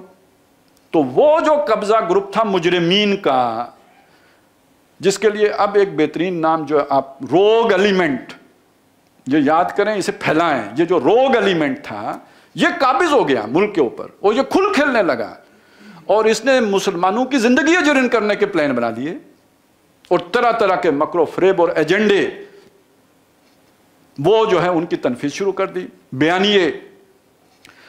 اب جو جا کے جو بات ہوئی ہے، میں صرف آپ کے سامنے اب 2 باتیں رکھتا ہوں. ایک یہ کہ یہ جو نئی تعیناتی ہوئی ہے، کم از کم میری اب 58 سال عمر ہو گئی ہے، جن میں سے آپ 15 سال پہلے اگر نکال دیں تو باقی تھوڑا بہت تو کچھ نہ کچھ سیاست کا پتہ لگتا ہی تھا. کبھی آرمی چیف کی تعیناتی پر اتنی کھینچا تانی نہیں دیکھی. آپ بزرگوں سے بھی پوچھ لیجئے، کبھی ایسی بات نہیں ہوئی. پہلی بات. دوسری بات یہ ہے کہ کبھی ادارے کے اندر اس طرح کی سپلٹ کا کبھی نہیں سنا ہے کہ فلاں بنے تو فلاں نہ بنے، اور اس کو بناؤ اور اس کو نہ بناؤ. اور یہاں تو اتنی کوشش ہوئی ہے کہ بعض جونیئر کو بعد میں استعفیٰ دینا پڑا کہ گویا ورکنگ ریلیشن تک بھی نہیں رکھے جا سکتے تھے. اس درجے میں جا کے مخالفت ہوئی ہے. تو اس سے میں یہ اخذ کر رہا ہوں، اندازے کی بات ہے، پھر کہتا ہوں میرے پاس کوئی سورس نہیں ہے، اس سے میں یہ اخذ کر رہا ہوں کہ جس کو میں نے روگ ایلیمنٹ کہا اس کو یہ پسند نہیں تھا کہ یہ بندہ آئے. ایک بات تو یہ اخذ کر رہا ہوں. دوسری بات جو سامنے آئی ہے وہ یہ آئی ہے کہ جو بھی کشمیر کی ہماری پالیسی تھی وہ سرنڈر کی پالیسی تھی. یعنی پرویز مشرف اصل میں کشمیر بیچ کے جا چکا تھا، نہیں پتا، لیکن سودا کا پرویز مشرف نے کیا. اس کے بعد اس کی ایگزیکیوشن ہو رہی تھی اور یہ سارے اس پر آن بورڈ تھے. اور یہ جو مودی نے کیا تھا اس پر ہم نے ریٹیلیٹ اسی لیے نہیں کیا تھا کہ وہ تو گویا پرویز مشرف یہ مان کے گیا ہوا تھا. تو وہ جو یو ٹرن ہے اس میں گویا وہ شہرک بھی دینے کا منصوبہ شامل تھا. یہ بات ہم نے بڑے عرصے بعد سنی ہے اور اس آرمی چیف کی زبان سے سنی ہے جب یہ ادھر LOC کے دورے پہ تھے، اور انہوں نے کہا کہ اگر انڈیا نے کوئی بیوقوفی کی، کوئی ہمارے خلاف جارحیت کی، تو وہ یاد رکھے کہ جنگ دشمن کے علاقے میں لڑی جائے گی. ہماری تو ہم اس دفاع کریں گے، 1 انچ کا دفاع کریں گے، کٹ مریں گے، یہ ہمارا مطلب ہوتا تھا.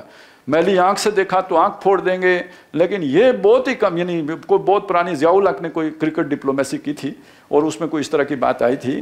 لیکن یہ کہ عام طور پر ہم نے پبلکلی کبھی اس طرح کی سٹیٹمنٹ دینے کی ضرورت ہی نہیں کی کہ ہم تمہیں گھس کے ماریں گے. یہ وہ کہتے تھے گھس کے ماریں گے، تو یہ گویا ہم نے ان کا ترجمہ واپس ان پہ لوٹایا ہے. یہ بہت عرصے بعد برابری کی سطح پہ آ کے کوئی بات ہوئی ہے. اور ایک بات یہ بھی ہوئی کہ ابھی ہمارے جو بھی سول گورنمنٹ بھی ہے، دفتر خارجہ کی طرف سے بھی اور پرائم منسٹر کی طرف سے بھی، یہ بابری مسجد کی شہادت کا وہ جو دن آیا، جس دن بابری مسجد گرائی گئی تھی، اس دن کے موقع پہ جو پیغامات آئے ہیں وہ بہت حوصلہ افزا مختلف ہیں اس پالیسی کے جو پہلے تھی. مثلاً اس میں یہ بات کہی گئی ہے کہ بابری مسجد کو دوبارہ اسی جگہ پہ تعمیر کرنے کا مطالبہ کیا گیا ہے. نمبر 2 یہ کہ ہندوستان کے جو مسلمان ہیں، یہ میں ہمیشہ آپ کے سامنے کہتا رہا ہوں کہ ان کے حقوق کی حفاظت ہمیں کرنی چاہیے، اور یہ بات کہی گئی. کہ بھئی ان کے حقوق کا جو ہے وہ اطلاف کیا جا رہا ہے، ان کے پر ظلم ہو رہا ہے اور ہندوستان کی حکومت کر رہی ہے، تو مسلمانوں کے حقوق کا تحفظ کیا جائے، ان کی شہریت کے جو ذمہ داریاں ہیں وہ پوری کی جائیں۔ تو یہ دو باتیں مجھے پالیسی شفٹ کی علامت معلوم ہوتی ہیں۔ میں ضروری نہیں سمجھتا کہ آپ بھی اس سے اتفاق کریں، لیکن مجھے ایک تھوڑی سی امید لگی ہے، وہ میں آپ کے ساتھ شیئر کر رہا ہوں۔ کچھ عالمی حالات میں بھی تغیر آیا ہے۔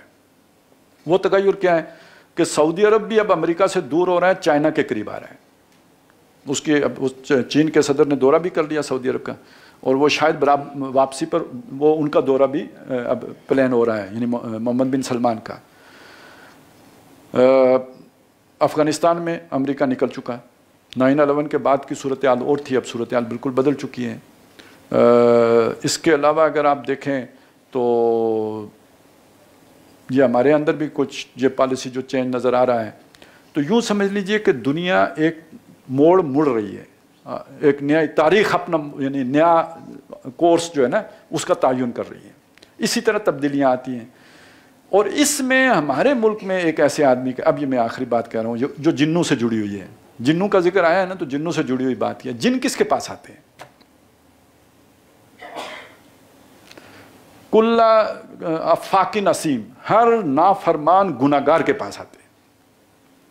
وہ خود خبیث ہوتے ہیں تو خبیثوں کے پاس آتے ہیں، گناہگار۔ اسی وجہ سے آپ نے اکثر یہ جو ہوتے ہیں نا کاہن قسم کے لوگ، ان کو صاف ستھرا نہیں دیکھیں گے، گندے مندے ہوتے ہیں، ایسے گندوگی کے پاس آتے ہیں، یہ پاک صاف بھی نہیں رہتے۔ اب یہاں پہ اس بات کو نوٹ کیجئے، یہ بڑی اہم بات ہے، یہ اس اعتبار سے اہم نہیں ہے، لوگ سمجھتے ہیں یار قرآن مجید ہے، حفظ کرنے کی کوئی اہمیت نہیں ہے، فہم ہونا چاہیے، پڑھنا چاہیے۔ یہ اس کمپیریزن میں تو پڑھنے پر ہم یعنی اس کے ترجمے کو زیادہ اہمیت دینی، فہم کو زیادہ اہمیت ملنی چاہیے، کوئی شک نہیں، لیکن یہ نہ سمجھیے کہ اس کے پڑھنے کی کوئی اہمیت نہیں ہے، کیونکہ جو نبی صلی اللہ علیہ وسلم نے ایک حرف کے اوپر 10 نیکیوں کا ذکر کیا ہے، وہ سمجھ کر پڑھنے پہ نہیں کیا، پڑھنے پہ کیا ہے۔ اس کے پڑھنے کی جو برکتیں ہیں ہم وہ بھی نہیں جانتے ہیں، اور یقیناً صرف محض پڑھنے کی برکتیں بھی ہیں، جن میں سے ایک بڑی برکت یہ ہے کہ اس طرح کے شیاطین جن آپ سے دور رہتے ہیں۔ آذان کی آواز جب جن سنتا ہے نا، یہ خبیث جن، وہ بھاگ جاتا ہے، ادھر نہیں سن سکتا، اس کے بس میں نہیں ہے کہ وہ اسے برداشت کرے، پھٹ جائے، وہ بھاگ جائے گا، جہاں تلاوت ہو رہی ہوگی وہاں وہ نہیں آ سکتا۔ تو جس دل میں قرآن موجود ہو، میں یہ نہیں کہتا کہ وہ شیطان کے اثر و رسوخ سے بالکل محفوظ ہو جاتا ہے، لیکن یہ کوئی بڑا سارا شیطان بھیجنا پڑے گا نا، کوئی مطلب پوتنا تو نہیں آ کے اسے گمراہ کر لے گا نا، کوئی بڑا موٹا کٹا عفریت بھیجنا پڑے گا اس کے اوپر، کالا عفریت من الجن، کوئی بہت بڑا شیطان بھیجنا پڑے گا، چھوٹے موٹے شیطان کا بس کی بات نہیں رہتی۔ تو کم از کم وہ جو چھوٹی موٹی پیرنیاں مریدنیاں ہوتی ہیں، ان کے دسترس سے تو باہر ہو سکتا ہے نا بندہ۔ تو اس کا مطلب یہ ہے کہ کم از کم فائل نہیں بنے گی، کوئی ویڈیو نہیں ہوگی جو لیک ہو، تو بندہ آزادانہ فیصلے کرنے کی پوزیشن میں تو ہو سکتا ہے نا۔ تو یہ کچھ چیزیں ہیں جو امید کی نظر آئیں، تو میں نے کہا کہ جہاں ہم بہت سی مایوسی کی باتیں کرتے رہتے ہیں، تو چلیں کوئی امید کی بات بھی کر لیں، لیکن اس میں کوئی تکیہ کرنے کی بات میں نہیں کر رہا کہ بھئی ہمارا تکیہ ہو جائے ان کے اوپر کہ یہ کر لیں گے۔ ایک امید نظر آئی ہے، وہ آپ کے ساتھ شیئر کی ہے، لیکن اگر یہ امید سچی ہوئی تو اس کی کچھ علامتیں ہوں گی، دونوں طرف سے ہوں گی، کہ ادھر شیاطین کا غصہ بڑھتا جائے گا، اور وہ غصہ بڑھنے کی علامت یہ ہوگی کہ امریکہ ناراض سے ناراض تر ہوتا چلا جائے گا۔ وہ راضی نہیں ہو سکتا، آپ اگر صحیح رخ پہ جائیں تو امریکہ آپ سے راضی رہے، یہ نہیں ہو سکتا۔ اور دوسری طرف یہ کہ جو اندر اور جو جڑیں ہیں کینسر کی، وہ بھی تو ریئیکٹ کریں گے نا، وہ بھی تو کچھ کریں گے۔ اگر یہ بات ایک فرد کی ہو تو بڑی آسان ہوتی ہے، کریکٹر اسیسینیشن نہیں، بندہ ہی اسیسینیشن ہو جاتی ہے، اس کی مار دیا جاتا ہے۔ لیکن جب گروپ ہو پورا، جیسے کہ بتایا گیا ہے کہ بھائی ایسے لوگ ہیں، تو پھر ظاہر ہے وہ کام تو نہیں ہو سکتا، تو پھر دوسرے کام ہوتے ہیں، پھر معاشی پابندیاں لگتی ہیں، پھر کچھ الزامات لگتے ہیں، پھر وہ بتایا جاتا ہے جناب آپ پہ یہ پابندیاں لگ گئی ہیں، یا پھر آخری بات یہ ہوتی ہے کہ حملہ ہی باقاعدہ فوج کشی کر دی جاتی ہے، برداشت نہیں کیا جائے، کیونکہ دنیا ابھی تک شیطانوں کے قبضے میں ہے۔ وہ اس گلوبل ویلیج کے اندر کسی حویلی میں اسلام گوارا نہیں کر سکتے، یا اپنے سے ہٹی ہوئی رجیم گوارا نہیں کر سکتے، اس کے خلاف وہ آخری حد تک جاتے ہیں۔ اس میں شروع وہاں سے ہوگا جہاں سے میں نے آپ کو بتایا، لیکن اختتام جنگ تک بھی ہوتے ہیں۔ تو اگر ہم سیدھے راہ پہ چلے تو پھر اس کو ناگزیر سمجھیے کہ حالات جائیں گے، اور بہرحال علامتیں اس کی بھی ہیں، انڈیا کی طرف سے بھی کچھ اس طرح کی چیزیں آنا شروع ہو گئی ہیں، اور امریکہ نے بھی کچھ ہلکی ہلکی تان موسیقی کی اٹھانی شروع کر دی ہے۔ اب کدھر جا کے یہ سلسلہ رکتا ہے ابھی ہم کچھ نہیں کہتے، ہو سکتا ہے کہ ڈر جائیں اور ڈر کے پھر ایک یو ٹرن لے لیں، اور یہ بھی ہو سکتا ہے کہ کھڑے ہو جائیں۔ اب کیا ہوگا، ہمیں دعا کرنی چاہیے کہ کھڑے ہو جائیں، لیکن اس موقع پہ اصل سمجھنے کی بات یہ ہے کہ ہم امید رکھتے ہیں کہ یہ اسلام کا، امید نہیں یقین رکھتے ہیں کہ دنیا پوری پر اسلام غالب ہونا ہے، اس میں ہمیں کوئی شک نہیں ہے۔ امید یہ رکھتے ہیں کہ اس کا آغاز ہمارے ملک سے ہوگا، اور اس کی امید کی وجہ یہ ہے کہ اس کا بننا بھی معجزہ تھا، آج تک اس کا برقرار رہنا بھی معجزہ ہے۔